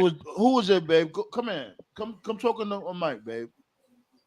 Cause she knows. She's more savvy when it comes to that stuff. That's crazy though, man. Elephant Man too. Yeah, I'm telling you. First of all, Elephant Man was my dude. one of Making the Band was Dream. Okay. season. Come closer to the mic, babe. You gotta come closer to the mic. How close you want it? You gotta get close to the mic, babe. Dang, what you want me to do? Put the motherfucker in my mouth. Pause. Whoa. That entire statement just sounds. Hey, you ain't got to pause. That's like it's okay for you. So no. That conversation was like that interaction was like the beginning. So of like season 1 was when he did Dream, and then they went up to Obscurity, and then season 2 was when he made the band with with Dylan. Cheesesteak and shit. And then season 3 is when he did Diddy Kane, but then the bitches was whack, so he did another season and finally created Diddy Kane. And then season 4 is when Diddy Kane did their second album, and that's when he got Day 26 together. And they was working on their album, and they started competing. So what? So that's what Donnie. Yeah, that's what Donnie. Okay. Because he was supposed to be in. He wanted to be in the group, but he made him as a solo artist. Okay. Well, there y'all go. That's crazy. Dylan came in there going, "It's the 5 years of all time." Dylan. You know what's crazy? And Dylan was capable for him too. Dylan was capable for him. Like, oh, I'm bad boy for life. Y'all accusing Diddy of this, accusing Diddy of that. I'm bad boy for life. I'm like, nigga, shut up, nigga. You barely was even on the fucking show because you kept right. Like he's got to be on the side because he need them checks to keep coming in. That's the only thing he's done in his life. Was that show? Of all time. The craziest part about all this is I'm gonna give you guys a 4D chess move. The person right now who's breathing the biggest sigh of relief is Drake, because it takes the heat off him for a couple of days. Yo, what the fuck? You ain't lying though. He ain't wrong. Isn't it he funny? ain't wrong about that though. I've noticed that. Do you see this shit? I've noticed this for a really long time. Every time there's a big scandal in Hollywood, something bigger always happens. Another scandal happens to take away the attention just for a couple of days. Yeah, bigger. Weeks. That's because everybody's listening to Kendrick's "They Not Like Us." That's why. Do y'all see this? TK, you don't see this goofy shit? You don't see the picture? Look. Oh my God! Is that Harv Pitt? What the heck? How the fuck? That's not even Harv Pitt. That's fucking Ness. Oh my God! What the? They got the wrong picture of him. Oh my God! Like, that's not even Harv Pitt. That's how motherfuckers is racist. Yep. Like that's Ness. That's the dude. That was the dude for making the band. He was like the enforcer of the band. That was battling the motherfuckers like. So this list just lost all kind of credibility, huh? Well, I wouldn't say that. Know who I feel bad for? When they ain't got the right picture in there. I mean, whoever made it. I mean, whoever. Please, like, motherfuckers been doing. A lot of media's be doing that shit when it comes to black people. Know who I feel bad for in a very serious. Like, sorry to take this turn. I feel bad. I heard you. Give me 1 second. I just want to say this real quick before you continue on. I heard that she was going to play Storm. It was strong rumors that Janelle Monáe was trying to play Storm. Yeah. Oh gosh, I would have never saw that movie if they did that. But go ahead. Go ahead, Black Soul. My bad. I just wanted to say. I feel bad for Farnsworth Bentley. That poor fuck. Farnsworth Bentley, man. Where is he at? He got the fuck out of Dodge. That's where he's he's hiding behind that umbrella. He gave his booty chicks. He gave his booty chicks for absolutely nothing. Nah, he definitely good.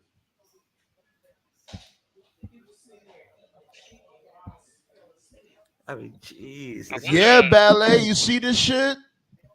Come on, B.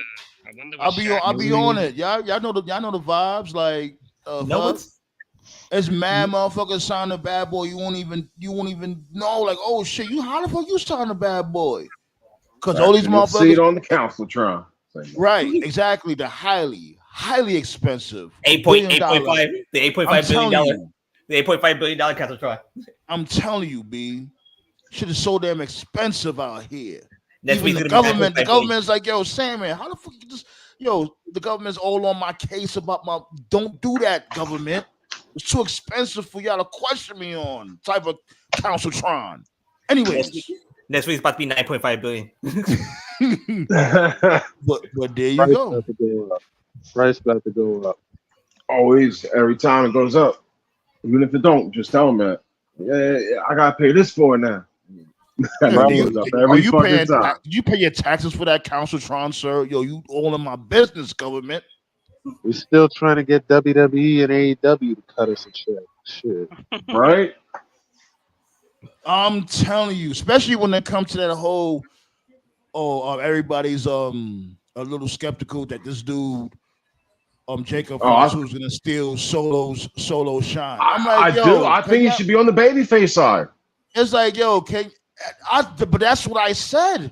I literally said that. I was like, everybody's thinking Jacob Fatu is gonna go on the bloodline. What if they pull that whole Vince Russo Swerve-a-Rooney and have him on the Roman and Uso side? Right, have him going against the bloodline because it'll even things out. It'll balance things out. Sandman exactly. He'd be perfect matchup for Solo.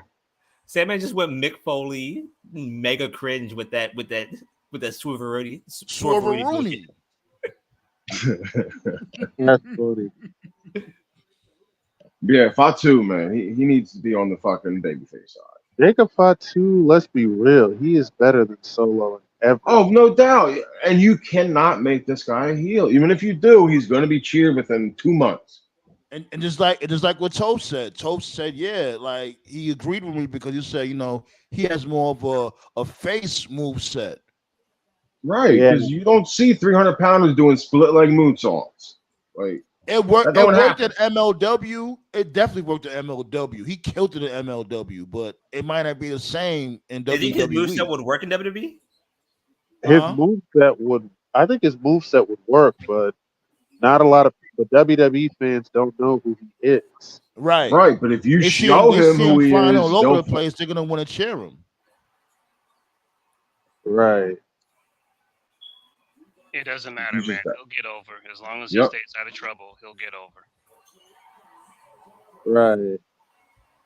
The only issue about Fatu and WWE, and again, I don't legitimately know. I don't know if he can travel overseas because that could be a problem because they like to do these international shows now. Other than that, I don't see it because he ex-con. Right. Yeah. I don't know if he got that finalized. I know Booker T said that he was going to do what he could, but outside of that, though, as long as he stays out of trouble, stays on the straight and narrow, he'll be fine. WWE would help. WWE would help smooth that whole.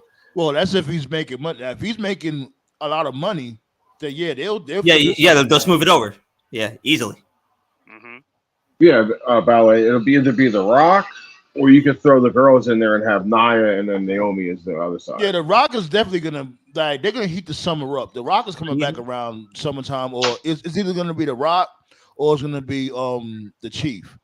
He's not touching War Games.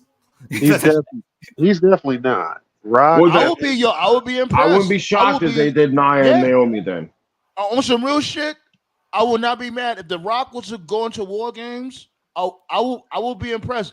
That'll intrigue me. I would definitely want to see. He will tear his pectoral muscle and tear every single leg ligament. In Rock's defense, though, we all said the same thing when he had a match at WrestleMania. I liked it. Toph said he didn't like it. He was hungover like a drunk man on the no fucking way. I'm giving him a pass for that shit. The fuck you expect? He ain't wrestling what, 10 years? Don't give a shit. I liked it. Then again, The Rock was mostly in. I still say his partners carried him, but The Rock was mostly in big spots. So yeah, you know what? I'll watch it again. Like I'll just, I'll just watch it again. You need to because we was enjoying ourselves that night. So. Yeah, Because we got the energy and He was hungover like he had 25 beers before the match. He probably did. Drinking he's a lot bigger than he was when he fucking wrestled. Like he was never that big. Whoa! No, the Rock. But that's super mega pause though. The Rock is. He's probably drinking that damn Terramana before he came out there. The Rock looked like fucking Nemesis from Resident Evil. He's getting ready to play Apocalypse. That's probably another reason why. I think that shit is capped though, because I was talking to my coworker about that shit too, and he was saying like, man, I believe that shit when Marvel says it's a fact. And then why like, you know what? Well, I want to know why the hell he trademarked Rock Apocalypse. What the fuck is that? Exactly. What? Yeah. Right. Exactly. Do you think quite possibly that it's that's probably the name of his faction? Oh quite God, possibly. that's even worse. So what? What is it? That's worse. I'd rather him play Apocalypse if that's the case. Oh no! See, now you said that in the atmosphere. Now you just jinxed everything. I didn't jinx it. I didn't jinx it yet. If I repeated what I just said, then I jinxed it. Like, yeah, for sure. Ricky Starks is going to be down with the Rock Apocalypse crew.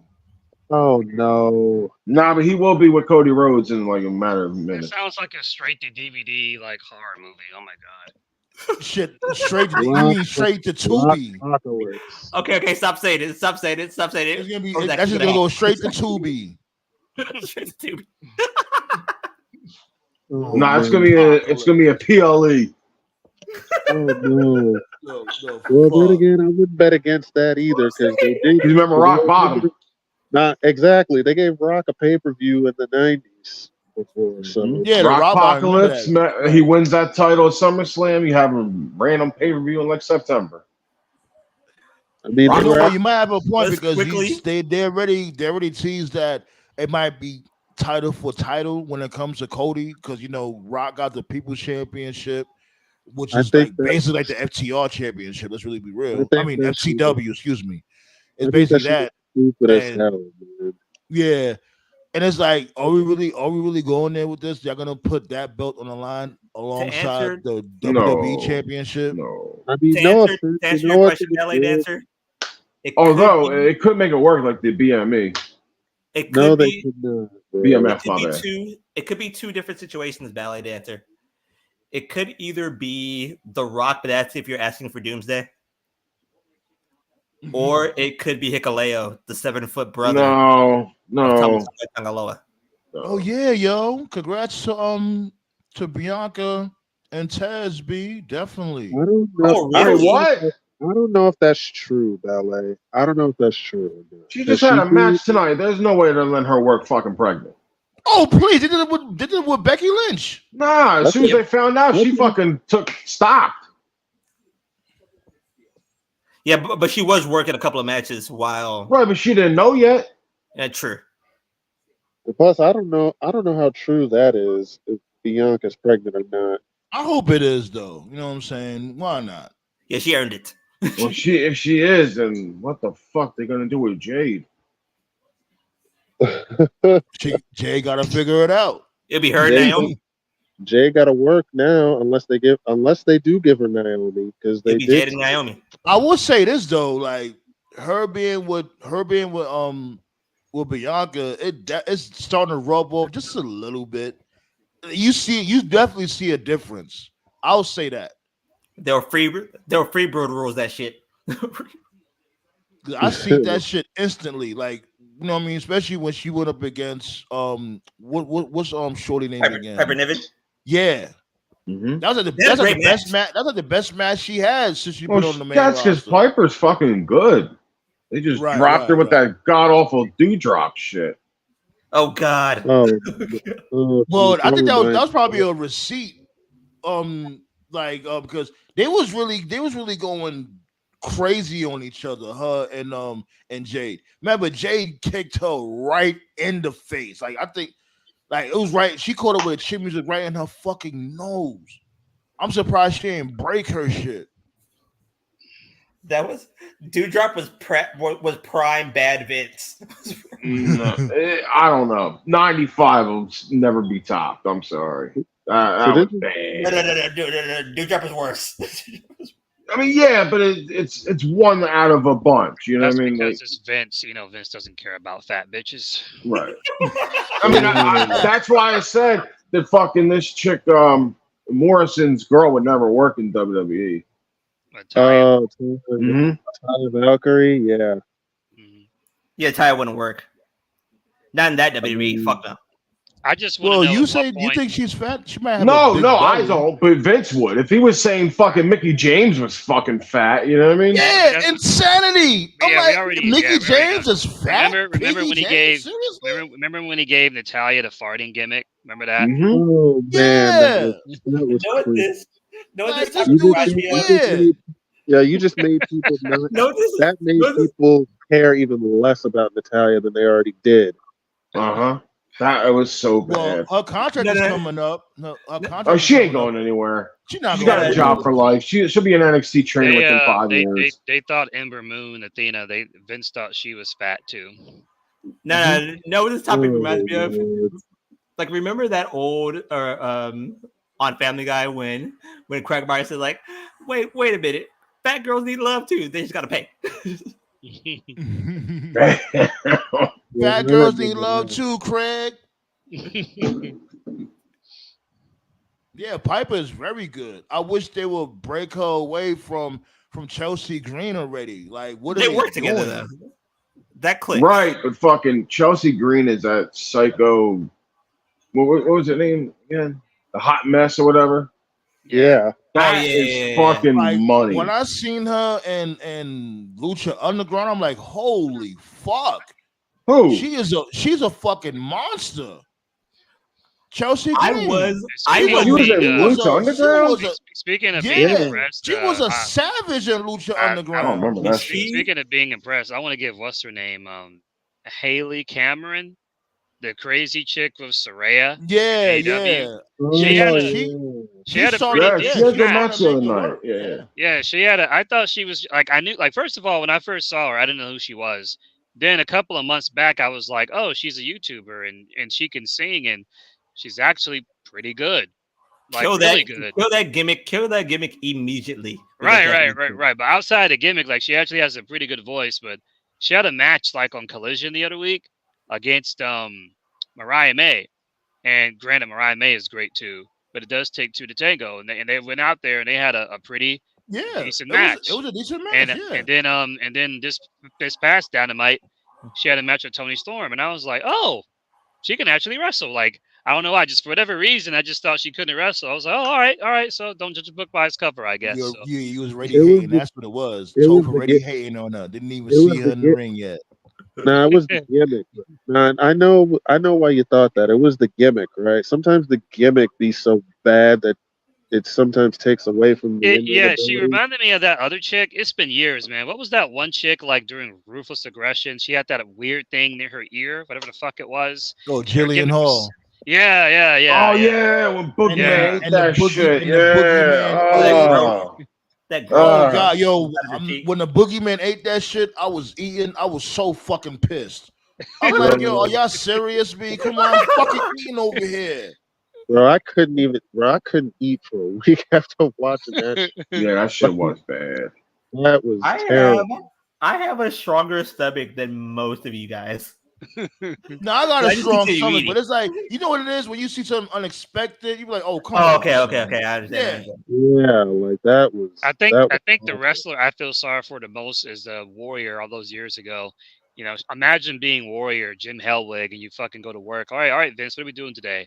Okay, today Papa Shango is putting under. I knew he's gonna go there. And you need to go out there and fucking vomit for 10 minutes. Like, oh yeah. Well, I ain't gonna lie. When it came to that didn't really bother me much. You know what I'm saying? I got a strong stomach. Like shit like that don't really fuck with me like that. But it's just that boogie. I'm like, yo, what are we doing here? What the fuck was that? or like this dude Switchblade. I'm surprised he ain't foam at the mouth this week.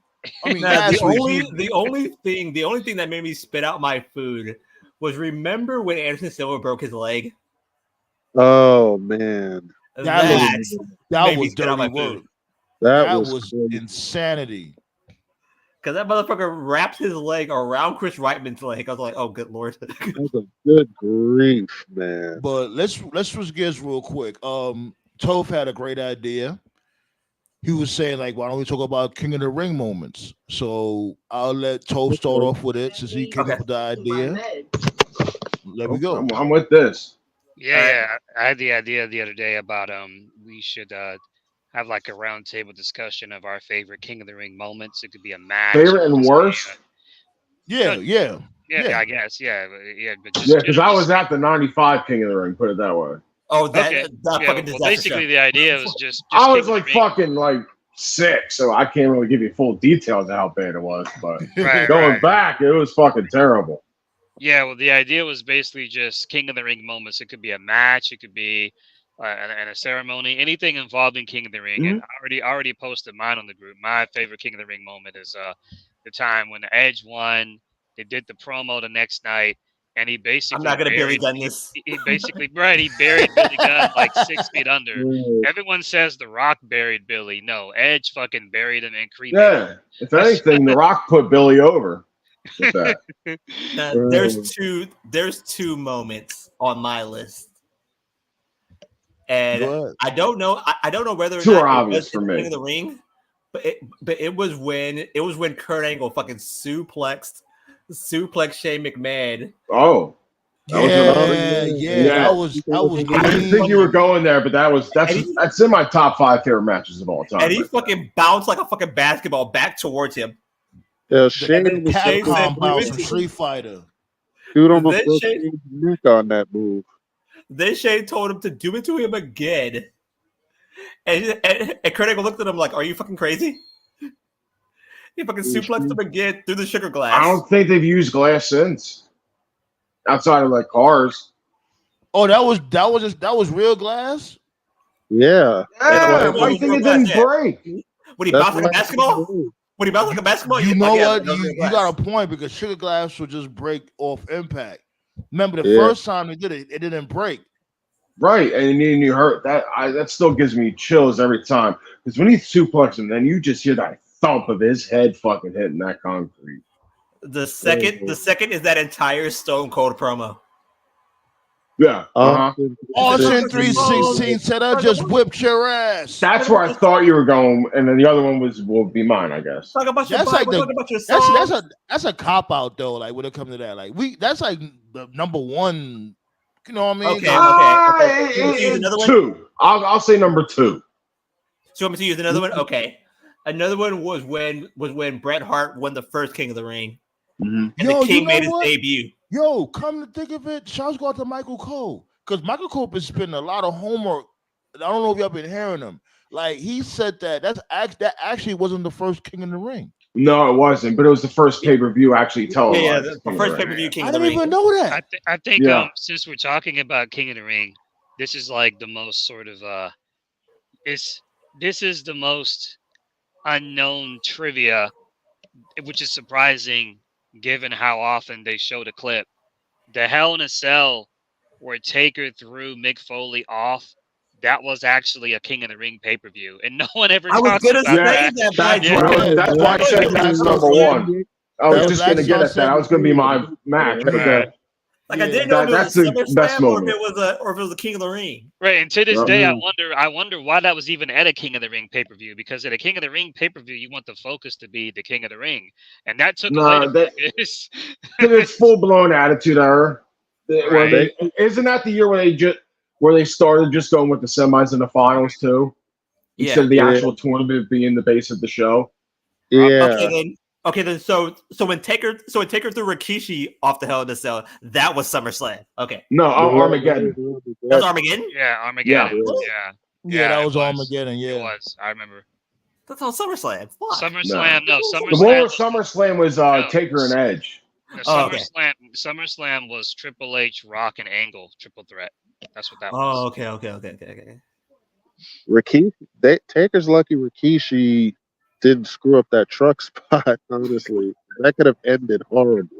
Yeah, because that is not a lot of space with a big fucking man there. Pause. Yeah, like, yo, on some real G shit, like Rikishi had to have a shitload of trust and bum to take it for him to pull that off. That's a lot of trust. I would have like, I'm not doing it. I don't like them fucking not be able to see bumps, like if there's something behind me and shit like that. Like you knew, like you knew Mankind was on some type of unbelievable drug. Was when Triple H? Nah, he's straight edge. It's the crazy part. What he is? Yeah. What? Who's straight edge? Who happened? Foley. Mick Foley is straight edge. The fuck out of here. So he willingly. Him and fucking Darby Allen somewhere shooting up. The fuck. So he willingly took that punishment. Hell nah. Darby Allen, I'll give you, but there ain't no way Mick Foley's fat ass is fucking shooting up. Straw. Hell nah. He willingly took that punishment clean. Yeah. That's even worse right there. Oh, Jesus. So oh man. Motherfuckers are psychotic. Oh, for sure. Darby Allen. How you get hit by a bus? I made the joke. I made the joke last night. Darby Allen broke his foot, recovered, got hit by a bus, recovered. Is going to be an anarchy in the arena next week. Right. Oh, my bad. I was saying it wrong too. That's still I said Stadium safer Stampede. than going to Mount Everest. All I know is they better not fucking rehire that band from last year. I was saying Stadium That Stampede. shit was That's terrible. My bad, I kept saying Stadium Stampede so much times at the beginning of the podcast. My bad. Yeah, it was it Anarchy in the Arena. Excuse me. Let me ask y'all a question. But they're the same thing, though. They're the same thing. So let me ask y'all a question. Which punishment was worse? Mankind as ass whooping he took against the Undertaker, or Mankind as ass whooping he took against Triple H? When he was ass whooping he took against The Rock. That was far worse. Yo, let that sink in. The Rock freaking nailed Mankind in the head with a chair while he was handcuffed. While his kid. Well, yeah, they were supposed to be involved in the fucking original finish. They took that full force. And he was supposed to quit because his kids were watching, but they didn't want to go that far. Why would you invite your family to come and see that shit? They didn't give a fuck, man. 99 was like WWF, like at its purest. Like, we don't give two flying fucks about sponsors, about kids. As a matter of fact, is Dewey still working there? Not I'm the not Rock, sure. of course. His son. Dewey Foley. Right. Yeah. Wasn't he like a producer or something? Yeah, he was like a fucking like not actually on the creative team, but like right underneath of that. Like a Dynasty Mankind has to be on prescription grade crack. Oh yeah, obviously now he's on some fucking crazy drugs. How you prescribe crack? No, prescribed, but I'm saying like you don't do drugs. I can believe Mick was straight edge, but I don't believe Terry Funk was. Dude was calling someone. Yeah, no. Terry Funk fucking had a Coors Light taped to his fucking hand. Oh, how do you say your daughter's a hoe in every promo and it don't even? No. When he said the Mankind we said your mother's a fucking whore. Like, oh shit, God. Oh, it didn't even have nothing to do with the program he was in. Like, what? I would say this. One moment I remember in the King of the Ring is when William Regal won that shit, and it was really about to, give him that rocket pack. Like they was gonna have him like fucking yep. He didn't get hurt like a champion. No, he got popped. He was on everything. He was smoking weed. He was sniffing coke. He was doing painkillers. He was drinking. Like he was really on a downward spiral. I got to correct you. Regal won King of the Ring with Layla's fine ass. All right, continue. Oh yeah, I used to love Layla. Layla was bad as fuck. Yeah, she was. And then you drop in that fucking accent on top of it. Oh yeah, she is British. That is cool. Yeah. No, she's from Australia. Yeah, I always British. I always heard that they were She's half British. Yeah, that's Aussie. Yeah, I had heard for a long time that they were going to push Regal, and there was even some plans of him actually winning the WWE championship. Yeah, that's what I'm saying. He was the fucking GM and all that. Yeah. They was literally gonna give him all the power. I gotta be honest, I never fully appreciated the King Booker gimmick. What I should have. You did not hail King Booker. King Booker. Booker. We did not appreciate it the way we should have. I apologize. I appreciated the fuck out that shit, especially. I understood exactly what it was. You know what killed me? Hold on, I got you right now. So you know what killed me? It was when he be in gimmick, he'd be like, I'm King Booker, hail King Booker. But when he get upset, he'd be like, oh, hell no. Hell no. I understood exactly what King Booker was. It was another attempt at Vince to bury Booker T, but Booker made it work and it got it over. He was always trying to bury Booker. I don't know if it was before or during, but they had that fucking fight with Booker T and Batista, and then that's pretty much what gave him the push. In TNA, the King Africa gimmick was 10 times funnier. Yeah. No, that shit was terrible. Everything it was comedy gold. Everything it was comedy gold. It was terrible, but it was funny as shit. Vince trying to bury him. They had him job out to Triple H. They had him look like a bum to Austin. They had him lose The Rock. And when they teamed him with Goldust, there's no fucking way they actually thought that they were going to get over. But they did get over. Every gimmick they gave him, he got it over and he made it work. So the funniest Booker T moment was when he beat up Austin Creed and started naming his moves while he was whooping his ass. Yeah, when he was Black Snow. That would never get old. That was hilarious. Like he put a Jerry the King Lawler on TNA. But we gotta mention the King of Hearts, B. You know what I'm saying? Yeah, Owen Hart should have definitely been a WWE champion. But we can all agree though that 95 is the worst King of the Ring ever, right? The acting job he pulled. Savio Vega worked 4 times that fucking night. Yeah. How do you fucking have a King of the Ring? Okay, hold up. This is for the young Gen Zs out there. To those that don't understand just how bad King of the Ring 95 was, imagine having a bracket with Shawn Michaels, The Undertaker, Razor, Brett. Well, Razor got taken out, yeah. Right. And the finals are Savio fucking Vega versus Mabel. Oh my god! Oh my god! And it's main evented from a tag team match with Sid and Tatanka versus Bam Bam Bigelow and Diesel.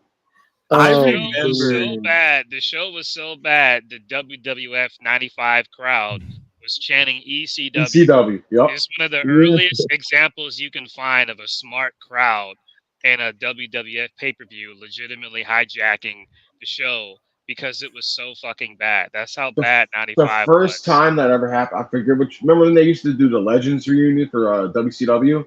Yeah. They had one where Terry Funk was in there in Philadelphia, and that's the first time you really saw the ECW interaction. But yeah, that 95 King of the Ring was just What's Bischoff talking about? Bischoff, what you talking about, Bischoff? Punk broke out the champagne when he heard the news. What news? What news? I don't know. About Diddy, I guess. I don't know. I guess CM Punk didn't like Diddy. I don't blame him. I remember the moment when Mabel got buried. And it was when he was in ECW, he became Big Daddy V, and he was wearing that fucking. That was terrible. And the thing about it is, I'd say he was buried before that when he had the humping gimmick. I fucks with Big Daddy V. He looked like a legitimate threat. And the thing about it is, the thing is, Mabel didn't even do anything wrong. And first, rest in peace to Mabel. He had a good thing going doing the Men on a Mission thing. They were over. I mean, I know, I know the business. It was fucking as Big Daddy white guy fucking terrible rap, but yeah. As Big Daddy V, the They had a fine gimmick, and they were over. Like they didn't even have a long run. They didn't even have a long run as like. I think that's the most over. I think that's the most over. Mabel was been. Mabel. Didn't they win the tag titles by mistake because somebody got hurt? Yeah, it was a very short run. It was very short, and so what happened was Vince put the belt on Diesel. And Diesel didn't have anybody to really face, because Vince did what he always does when he can't think of anything. And he was like, I'm going to make Diesel Hogan. And what did Hogan do? Hogan played Giants. And so they turned Mabel heel for like no fucking reason. I know nobody cares because it was like 95. You're on a machine. Business was the shit anyway. But like, it was stupid, Yeah. And I thought the Big Daddy V gimmick was cool, honestly. It was it was the humping gimmick that was terrible. That's what he was the world's largest lump machine. Well, you know where it came from, right? Yeah. Big Daddy V literally had double D titties.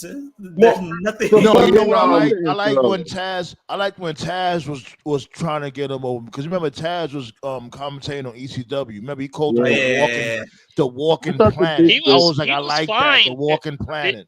He was fine in the lower card. The problem was Vince tried to book him like he was a main eventer, and he wasn't. But if you watch like a random like Viscera match in like '99, where he was facing guys like D'Lo or like Hardcore Holly, or like when he came back in ECW, or when he came back in ECW and he was wrestling guys like Shelton Benjamin or like Jack Swagger, like the matches weren't bad. He was a good like second. Shelton Benjamin always gives you a good match.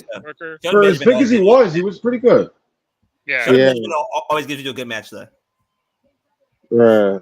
He's Mr. Reliable when it comes to that.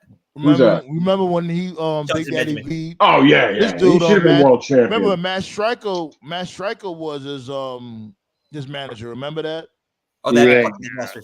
So in reference to the current King of the Ring, that's why like I'm giving Triple H the benefit of the doubt, because if there's one concept that I know for a fact Triple H does respect, it'll be H. Yeah, it's King of the Ring, because King of the Ring literally saved his career, because that dude wasn't doing shit before he won King of the Ring. King of the Ring. I remember that match too, and I remember that match. Like Rikishi and Viscera, they used to fight a lot. Yeah, that's because Vince was burying Triple H for that curtain call shit. That's why. Yeah, that's what birthed the King. That's what the I Am the Game promo. Yeah, I will stand to this day. No. Triple H that was a lot later. Triple H was a nobody until he won King of the Ring. After he won King of the Ring, from that point on, like he was set. Right, because like a couple months later, DX starts. Right. Yeah. Big Daddy V, yo. Yeah, Big Daddy V had double D titties. I'm telling you. Pause. No. I thought the Big Daddy V gimmick was dope. I ain't gonna lie. Yeah, it's just I like the Big Daddy V. That was bad. I used to laugh every time he would beat up like 3 jobbers a night. That had me crying. Especially with the way they had them ECW ones, because they were just skinny and terrible. Other than King Mabel, because that's easy. What would you guys say was your least favorite King of the Ring? Either winner or just Corbin. Hell yeah. Corbin? Yeah. Yeah. Oh, Either Corbin or fucking Billy Gunn. Yeah, Billy Gunn. Billy Gunn's my worst. Maybe Shamrock. Shamrock was good. Shamrock went nowhere with it though. Right, that's what I'm saying. It should have been The Rock. No, what about how Sheamus was dressed? When he had that terrible haircut, right? Yo, he looked like something out of World of Warcraft. You look stupid. Yeah. He's like, that's a problem, fella. You don't know. This come from an island, fella. Like, we don't give a fuck, fella. Like, he was so bad, he got Roman cheered in Philly. I would say I would also argue Wade Barrett was up there too. Oh God. Yeah. That guy had the worst fucking luck ever, man. It really, I really feel for Wade Barrett. Be like, Bad News was good about being misused. Wade Barrett it's not even misused. It's just every time he get the push, he get hurt. So they fucking lost faith. Now we talk about before he got hurt. it all started when Cena beat the Nexus at SummerSlam. Oh God, yeah. That was basically the end. Now, on some real shit, I can understand them winning.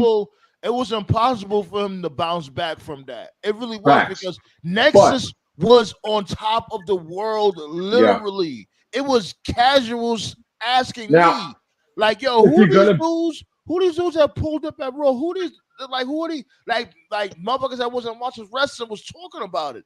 And what This they is do, a- fed them all to Cena. This is a funny Yeah. joke I used to do back in the early 2010s. You know, when I was at school, sometimes I'd be bored. I'd go on YouTube and I listen to wrestling themes, and we all do that sometimes, right? And Yeah, of sometimes if course. a person has a really long career, it's like theme 1, theme 2, theme 3, and so on and so forth. Wade Barrett, that transition from like Nexus leader to when he got kicked out and he was doing that core shit that didn't work. That was bad. And Yeah. then they gave Barrett like so many fucking themes. One time I was bored. By 2012, I swear to God, Wade Barrett had like 25 different themes. And I used to joke about this with my friends at school. I used to say, that's how you know they don't know what the fuck they're doing with this guy. Because they kept changing his theme every other week. And so then Barrett was just like, fuck it, I'll do my own thing. And so then he did Bad News and it got over. And then Vince got mad. Because Vince was like, how dare he do something without my permission? It was like, dude, why are you mad? Like, he fucking got over. He did your job. And then he gave, You know? Yeah. then he gave, Same then he thing with gave, Sandow. then he gave Everything they Wade gave Barrett, him. then he gave the Wade, then he gave Wade Barrett life sucks, and then you die. I always thought that dude Vince was weird when it came to that. It's like, yo, my dude, they're making money for you. Why are you so fucking mad? Right. Right. Yeah, like Sandow. Like that, everything he did, he fucking got over. But for some reason, let him go.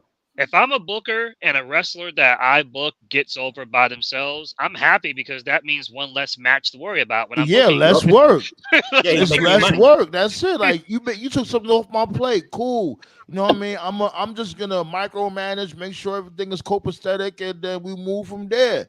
This dude want to control over everything, but Vince is the including that biggest bitch's ego. pussy. Vince is the biggest egomaniac in wrestling.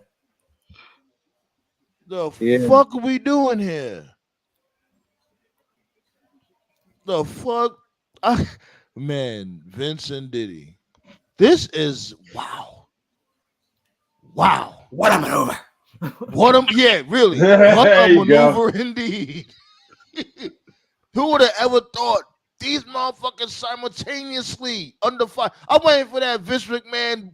I'm waiting for that video to surface. Seeing Vince McMahon beat somebody up, beat a female. I don't like. Come on now, it's all in comedy, of course. Of course, I don't want, but I wouldn't mind seeing that drop. Like I remember, let's hang these motherfuckers. They made so much people suffer for decades. Let's cook. Like I remember Sandman sending me a picture. It was of Diddy, Vince, and Brock Lesnar. And he's like, who's that next to him? Who's that next to him? I said, Satan. Yeah. I go, fuck. Yeah, let everybody know. Let everybody know, Drake, this reprieve is only going to be for a couple of days, bruh. It ain't over. You're next, motherfucker. And get these people the fuck out of here. Cool bum. I'm here. Yeah, that's got to be the worst one. Besides Mabel, obviously.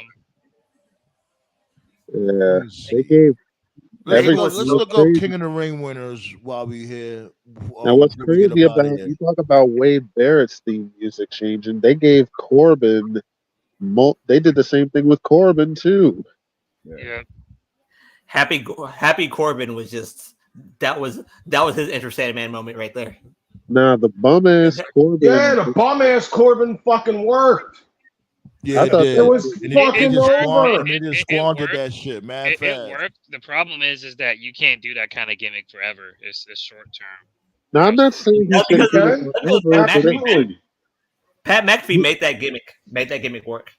Yeah, but I'm not saying he could have did it forever. But it was just starting to pick up steam, and they exactly. He could have been a babyface. Yeah, that should have been the culmination of the story. Like, you know, he just gets that sympathy, but they just was like, oh, he won the lottery. Now he's back to being rich. Like, Come fucking on, man. It was just fucking working. It was just starting to get over. And they're like, we can't do it. Like I said, Pat McAfee made it work. Yeah, he made a lot of shit work, man. Like Nakamura was the most over he's been in years because of McAfee. I can't find Royal Rumble winners. What the fuck? Speaking of Nakamura, didn't he take Corbin's crown? Yeah, he did. So, yeah, and like a way Haku or not Haku. Oh, you're looking up King of the Ring winners? I can. Jim Duggan took That's what I'm looking for right now. Yeah. King Macho was the best King of the Ring, I think. I mean, King gimmick? Nah, like basically the winners. So like when it comes to the winners. Yeah. All the King of the Ring winners, and then we'll go from there. We'll say like, okay, I like that King of the Ring. I like that because I didn't see in the matches, so I can't say he's the best. But putting the actual King gimmick, Macho Man did the best. Outside of hell yeah, the Macho King was gold. The Macho King, right? Yeah, the Macho King, man. That was the best one. He had Queen Sherry. Like Stone Cold was just, the promo was excellent, but it was just still Stone Cold. He didn't give a fuck. Like he ain't walk around with a crown. I've said this before. Scepter over mankind. I've said this before. Like Stone Cold is definitely one of the GOATs, but one of the biggest things that like fans give him a pass for, he really treated a lot of stuff like shit. Like he won King of the Ring, and he was just like whatever. He won the Intercontinental title. Now, Owen dropped him on his head, so we'll never know what an Intercontinental title run would have looked like. But, if I remember correctly, he had to forfeit it due to injury. And then he beat Owen at Survivor Series, which people forget because that was a screw job. And then he just gave it to The Rock. If I remember, he just gave it to him. Didn't he just throw the belt like off the bridge or something? And what's so crazy? What's so crazy that there was rumors out there saying that Owen Hart never apologized about that shit. Right? Yeah, he never did. Never called him or nothing. That's crazy. Yeah. So like he treated the King of the Ring like shit. He kind of just low key dismissed the Intercontinental title. He just went straight to the world title. Like that was the only belt he cared about, and it's not a bad thing, but just something I've noticed. When he gained it back, there was no point. There was no point in putting the fucking Intercontinental title back on him. That was dumb. To be fair to Austin, he was the first one to say, if you're not in it for the world title, then why are you here? Hey, man, you still gotta Sammy. Well, you still gotta sell the gimmick or whatever the case may be. You know what I mean? You can't just all right, like Lesnar's another one. Henny guy was asking, what about Lesnar winning the King of the Ring? He's another one. Like he wasn't presented as a king afterwards. It's tough. He was just the same old person after that. All right. Yeah, I got the list for you right here. All right, so these are the lists. Before you go through that, send it to me. Send it to me, and I'll put it on the Counciltron. Put it in the group chat. And I'll put it on the Counciltron. But the Macho King was the best, I think. Yeah, as far as the King gimmick for sure. Yeah. Macho King and King Haku is my 1 and 2. Oh man, what about Harley Race? He wasn't in the King of the Ring, right? No, he wasn't. He was. He won it. He was. But Jerry the King Lawler sued the WWE and won. Right. That's the reason why he had to drop it. Was that the first King of the Ring? It was a live event at first. I don't know what the first pay-per-view was. First pay-per-view was '93 when Brett wins it. That's the first pay-per-view when Brett went back to back that year. year. When he beat Bam Bam Bigelow in the finals. Yeah, like Brett went back to back. He won in '91 and '92, or no, '92 and '93, I think. Yeah, '92, '93, yeah. Either or, Henny guy. Yeah, King Booker's definitely up there for like one of the best King gimmicks for sure. Henny guy he's probably talking about promos or excuse me. Henny guy was asking, we talking gimmicks or the actual push from it. Either or. The actual push from it's gotta be Austin. Best promo was Austin. Best gimmick was the Macho King. What were you gonna say, TKO? As far as best push from the King of the Ring, I say it's between Austin and Booker T. Or Brock. Austin, Brock, and Booker T. Honestly, Now the Macho Brock wins the title the next month? Macho Man had a massive push. no, Booker T. I'm saying Booker T is in that category. He was already the fucking champion. Macho Man was already solidified. I at the disagree time. with I disagree with Austin. Austin is one of the biggest misconceptions because WWE would have you believe that he won King of the Ring and he was just this instant main eventer. Like, no, he was not. Pretty much, because he gets not right away, but fucking he gets the Brett fucking match at Survivor Series. I vividly remember him. He was in the fucking pre-show against Yoko's. I was just gonna say that. Isn't that the match he broke the fucking ropes? Yeah. They used to call it the free for all back then, free for all, which is just another way of saying pre-show. I remember the free for all. Yeah. That's where they had the fucking what the hell was it? Billionaire Ted characters against each other. The Nacho Man versus the Huckster. Yeah. Yeah. When he came out in the fucking walker and the oxygen tank. Yeah, that was hilarious. The greatest hype man in WWE history was that dude who did the pre-shows. Oh, Pettengill? Yeah, Pettengill. Yeah. Pettengill was the greatest hype man. You know, he's responsible for fucking Michael Cole getting the job, right? Yeah, they brought him back. They brought him back. Remember for the in the house? NXT. Yeah. At the NXT in the house. That was a great touch. Very energetic. I have very fond memories of him. Yeah, man. Todd Pettengill. That's who Pat McAfee reminded me of it initially when he used to do the you know what? Yo, Tobe, I don't know if you see that post on the on the Facebook page. Like, yeah, I seen what you were talking about. Like sometimes, like especially when they came to that, not was it? Yeah, I think it was the last Raw. This past Monday. Like Pat McAfee was doing too much. I'm like, yo, my dude, relax. Like it's because it's 3 hours. He gets fucking bored, man. If it's 2 hours. It's like, yo, I appreciate the energy. Not, the fucking ADHD starts kicking in for him. Yeah, like he just be doing too much. It's like, yo, like chill. You gotta know how to level that. You gotta balance that out a little bit, my dude. Speaking of that, I saw TKO had made a reference to it. I saw Lillian gave Samantha her flowers. You know, certain incels were fucking swinging at the air when that happened. Oh, Jesus Christ. I love it. You know why? I love me some Lillian. I love it because Samantha Irvin gets unnecessary hate. It's like you can't do nothing. You can't do anything. What is wrong with these weird ass wrestling fans? It's like it's not even wrestling fans though. It's fucking like Brian Hebner and shit like that starting it. They don't like today's their birthday, as a matter of fact. The Hebners. Today is their birthday. Who does? Because they died, right? No. The Hebners are the last person that should be talking shit about anything. Yeah, right.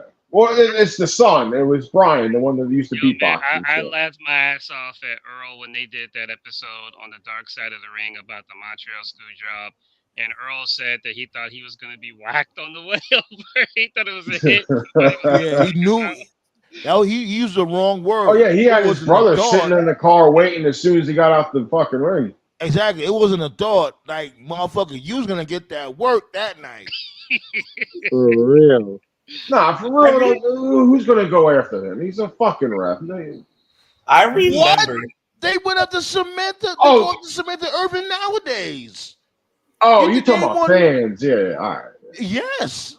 Like I remember when Dave Hebner fucked up this whole Hogan match, and they realized that Dave had a twin brother, Earl.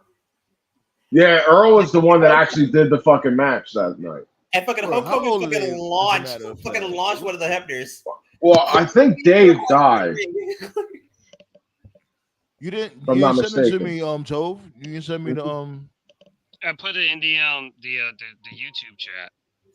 Oh, you put it in the YouTube chat? Okay. You need to click on that through YouTube? I don't think you can. I didn't get it. I ain't get it then. I'm looking right at it. It didn't go through for some reason. No. I ain't get it. All right, we'll send it in the chat here. He fucking long darted that motherfucker. Because I don't think you can actually click on it through YouTube. Yeah, like you put it to the. No, you can copy and paste there, but you can actually click the link through YouTube comments. I'm on my phone right now, though. That's the problem. Yeah, What? like you You can see put where it says chat hold right on, here? hold on, Here. hold on, Dynasty. Give me a second. Do you think? You could put it in the group chat and on Facebook. Like put the link. Not there. even. Okay. You just put it in here. No, that's what I'm saying. I'm gonna put it on the council Tron and we can all see it. Okay. I'm gonna send it to the group chat right now on Facebook. All right. Now. It just sent. Okay, should have popped up just now. Yeah, give me a second. Look at these historical King of the Ring figures over here. Yeah, after fucking Lesnar, I couldn't tell you who won in order after that. They took it away after Lesnar. Vince got tired of it. Yeah, because it was stupid. Because once they just did the semis and the finals is when it lost all its luster. Yeah, and now they're just doing the finals. Thanks for this list, Toph. Okay, this is a nice list. Okay, I'm gonna pull it up right now. Hold on. All right, this is a nice list right here. This is how I wanted it labeled. Tito Santana was fucking useless. Let's do this list and we get up out of here. All right.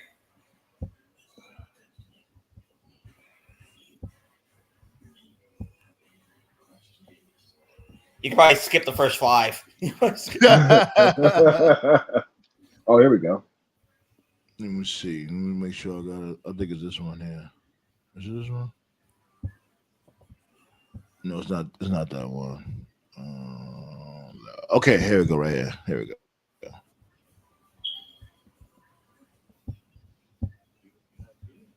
All these Don Morocco. Wow. Don Morocco, who cares? Harley Race, who cares? Okay, Randy Savage. Oh shit! Million Dollar Man went back to back. That's the thing. I didn't even know this. Oh, no, that's Tito. Never mind. My bad. I just saw the T. No, I didn't know Ted DiBiase won the King of the Ring. That makes sense. Around that time, he was. That's crazy. Well, yeah, because he was a great fucking wrestler. No, but that's when the $million dollar king. Come on, they could have made more money with that. The $1 million king, right? But it wasn't a thing yet. That's the thing. There was no tournament back then. It was just a match for the. Like it was just a match for the. No, it was a tournament. It was a house show tournament. The tournament? Yeah. It was a match for the crown. Nah, but they still had a King of the Ring tournament. It was just Bret Hart won. Bret Hart won the King of the Ring back to back. I don't think anybody ever done that in life. Yeah, no. Nobody never done that before. Yeah, Kurt Angle came close by coming in the finals 2 years in a row, but that was about it. Yeah, I don't think anybody even won the King of the Ring twice. Nope. Hitman went back to back. That Mabel one just sticks out, man. Mabel fucking sucks. Okay, look at all this fucking greatness, and then just Mabel. Triple H. He didn't do nothing with that shit either. Shamrock was good. Shamrock didn't know with it either. I'm thinking. I think it should have been a Rock. I'm just saying this. Like, if you win that shit, I'm a big fan of you winning that tournament.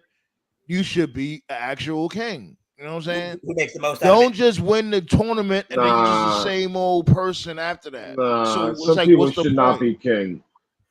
I'm sorry. You could always switch it up. Like, you don't have to be like, oh, bow to me and all that regal shit. You could just do your own type of thing. You don't have to be regal.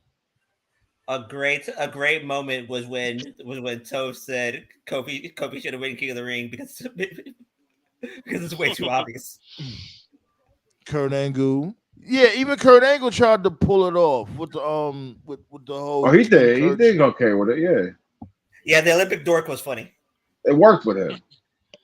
Edge. We spoke about that. We spoke about Bork Laser. Spoke about King Booker. King Booker.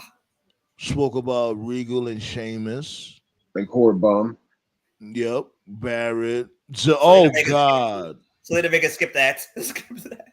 Zelina Vega. Skip her. Like, yo. Bless her heart, B. She's just trying to do her job. You know what's crazy? one match, just one match from this year's Queen of the Ring tournament has lasted longer than the combined matches from for the was it the Queen Crown? Vince did not give two flying fucks about that shit. Every match was like 2 minutes. God, it was so bad. Well, to be fair, look who was in the tournament, though. Vince told that entire women's roster life sucks and then you die. But if that's the case, it should have never happened. Oh, agreed. I know, but you have to. You have to nowadays. Like you gotta get. At that time, no, we didn't. Yes, you do. You got the women's rumble. You gotta have a women's King in the Ring too. Yeah, it's like whatever the men do, the women have to do by default. Exactly. No, you don't. I agree. I'm just saying. No, I'm not talking about you. I'm not talking about you. I'm saying like in general. Right. But that's how it is, man. Because otherwise, you'll get a shitstorm. Like, why didn't the women have one? Right. Yeah, that was a whole big thing on social media. Give divas a chance, and they took that shit literal. And Vince told every single one of them to fuck off. Right, and until that first crop of NXT talent trained by Sarah Del Rey came in, there was nothing. That's why I'll always say that's why I'll always put over TNA. They were the only company that did it right, because when they first started, they didn't really have a women's division. They had valets and managers. You had a few chicks that could wrestle, but they didn't. Yeah, like Frank Kazarian's wife. Right. And then the awesome Kong wardrobe malfunction was the beginning. What TNA did was that they let it gradually build over a period of time, and eventually it got to a point where they were just like, wait a minute, we have a pretty decent amount of girls now. Let's make a division. Like basically, TNA is the only, and I'm just speaking for myself here, of all the wrestling companies I've ever watched ever since I've been alive, they're the only national company I've ever watched that didn't force a women's division. It felt natural. It felt authentic. Right. Tofu loves skipping the awesome Kong wardrobe malfunction. I mean, it happens to everybody, man. Every chick has a Right. malfunction. That was the mistake. Especially being thrown over the top. You know what I mean? That was one mistake that Tony Khan made when he did AEW. Because when he did AEW, he gave AEW a women's division, not because he wanted to. He gave it a women's division because he had to. Right. I mean, and it's like no, bro. Like you don't have to do a women's division. Like if you feel like you don't have the talent for it, don't do it. But he tried to do WWE and AEW. They do this, and I'm not trying to go too off topic here. They're trying to do like this. We're gonna cater to everybody bullshit, like what Sandman just said. Like, oh, the girls get a Rumble, the girls get a Money in the Bank, the girls get Elimination Chamber, and it's like, bro, like, dude, stop forcing that shit. It's not natural. Mm-hmm. It's not authentic. It doesn't work. If you don't have the talent pool to make it work, don't fucking do it. AEW at this particular point in time, their women's roster is stacked enough to support a secondary women's title, the TBS Championship. The main roster does not have the star power and this is not stacked enough for a secondary belt, but they're going to try to do it anyway. I guarantee you they're going to introduce a secondary women's belt probably by the end of the year. If the North American title works out, then yeah, they're going to do it. Yeah, but they're trying to force that shit, man. And listen, I want the girls to have as much opportunity as the guys do. I'm all for it, but stop forcing that shit. It's whatever. I'm not gonna rant on it, but or just make a separate thing. It's WWE. Right. Just give them their own show. Get up out of here, B. Let's get up out of here. This was a great show, B. I ain't gonna lie. Definitely. Chock full of information, and we did a lot of homework. Like, oh yeah, before we get up out of here, the last King of the Ring was Xavier Woods. So we going live for the King of the Ring? No. Actually, the last King of the Ring was Roman Reigns when he beat Xavier Woods for it. But that's a different story for a different day. You know what I'm saying? I'm gonna play some music. You gotta work for King of the Ring? Out of here. You guys said what? Oh, you gotta work for King of the Ring? What is that? That's next Saturday. Next week. Yeah, I'm gonna be at work. All right. That's the Saudi show anyway. We don't Yeah. really watch those. Yeah, My biggest regret for the Roundtable is that we weren't doing the Roundtable when Shawn Michaels came out of retirement for that shit show in Saudi. Oh God, that was bad. You know, I would have cut that shit to shreds. Let's get up out of here. Appreciate y'all for hitting the thumbs up. Yeah, I'll do that when I get off here. We should have gave Sandman the first hour for that match. Hold on, man. Hold on. Okay. I'm signing off. Appreciate y'all for pulling up, chopping it up when it comes to Diddy the Diddler, a.k.a. Diddy the Raging Demon, a.k.a. jail or prison now. A.k.a. Puffy the Predator. Puffy the Predator, all that goofy shit. He's a goof. Get him the fuck up out of here ASAP, B. And shouts go out to Slim Thug too, B. Slim Thug, he said he apologized for what he said. We on this shit. Yeah. He shouldn't have said shit to begin with because he don't know nothing. True that, but he nonetheless, we make our mistakes. He apologized, and we'll go from there. His mama made a mistake too by not swallowing. Word. Alrighty. Yeah, all right, B. You too. I'm gonna play some music real quick. Get up out of here. Oh yeah, this dude, Cash Wheeler's birthday today too, from FTR. So happy birthday to him too. Tourist season coming to a close. Yeah, I ain't even know Cash Wheeler was a tourist. There you go. Freaky ass nigga, he is 60. Hey. Play some real quick. Make this shit pop though. 1, 2, 1. You already know. Thanks for the thumbs up. I'm about to play Just Like Me from yours truly, B. We can get up out of here, B. Have a safe weekend. Don't be a twerp. Peace out. What the fuck? 1, 2. Yo. Fresh white paper, hip-hop maker. Blasting through the speakers, gonna disturb the neighbors. I'm off on the bed, so you know she caught the vapors. Smoking that loud with the Hennessy chaser. Fly like a pilot, she feeling on my privates. I'm drinking like a pirate and fighting like I'm Irish. But I know to be a tyrant, the track is really biting. I'm getting real excited, ain't no time for biting. Lyrical stamina, bring it to an amateur. Pussy slam dancing up, probably on camera. Daily illustrationist, been a hood favorite. Mr. Illy Bang, stay street like the pavement. Architect with the bars, got my weed from Mars. Winning from my slap will leave your face scarred. Respect my cabinet, put you in the emblem. Light you on fire, so Sage can light a cigarette. Your balls don't got venom just like me. You can't move crowds just like me. Grew up in the struggle just like me. Smoking that good loud, yes indeed. Your balls don't got venom just like me. You can't move crowds just like me. Grew up in the struggle just like me. OTG always succeed. I spit the hot flame just like I was dousing. She rides my cock, her tits is bouncing. Front push your legs, sweep your face on water fountains. You lost your manhood, still never found it. You think you fly like a child, you're grounded. See you on the avenue, people always clown them. He's an embarrassment, the one that be around them. Throw him into Bronx River, go ahead and drown him. The juggernaut of rap, steady like a spike back. Catch him with a pimp strap, spitting that white crap. I beat a silverback, mixed with a bear. Turn up, mix the alcohol with beer. Got that weed smoke in the atmosphere.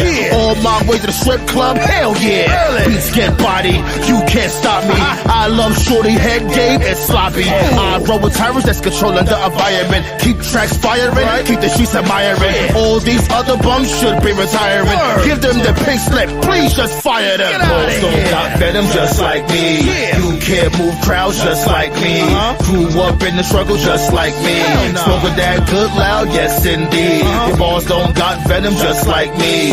You can't move crowds just like me. Grew up in the struggle just like me. OTG always succeed. That's right. Card how you mother skunks. Juggernaut of rappers in the goddamn building. Word up, BX representative. Smack the shit out the damn president.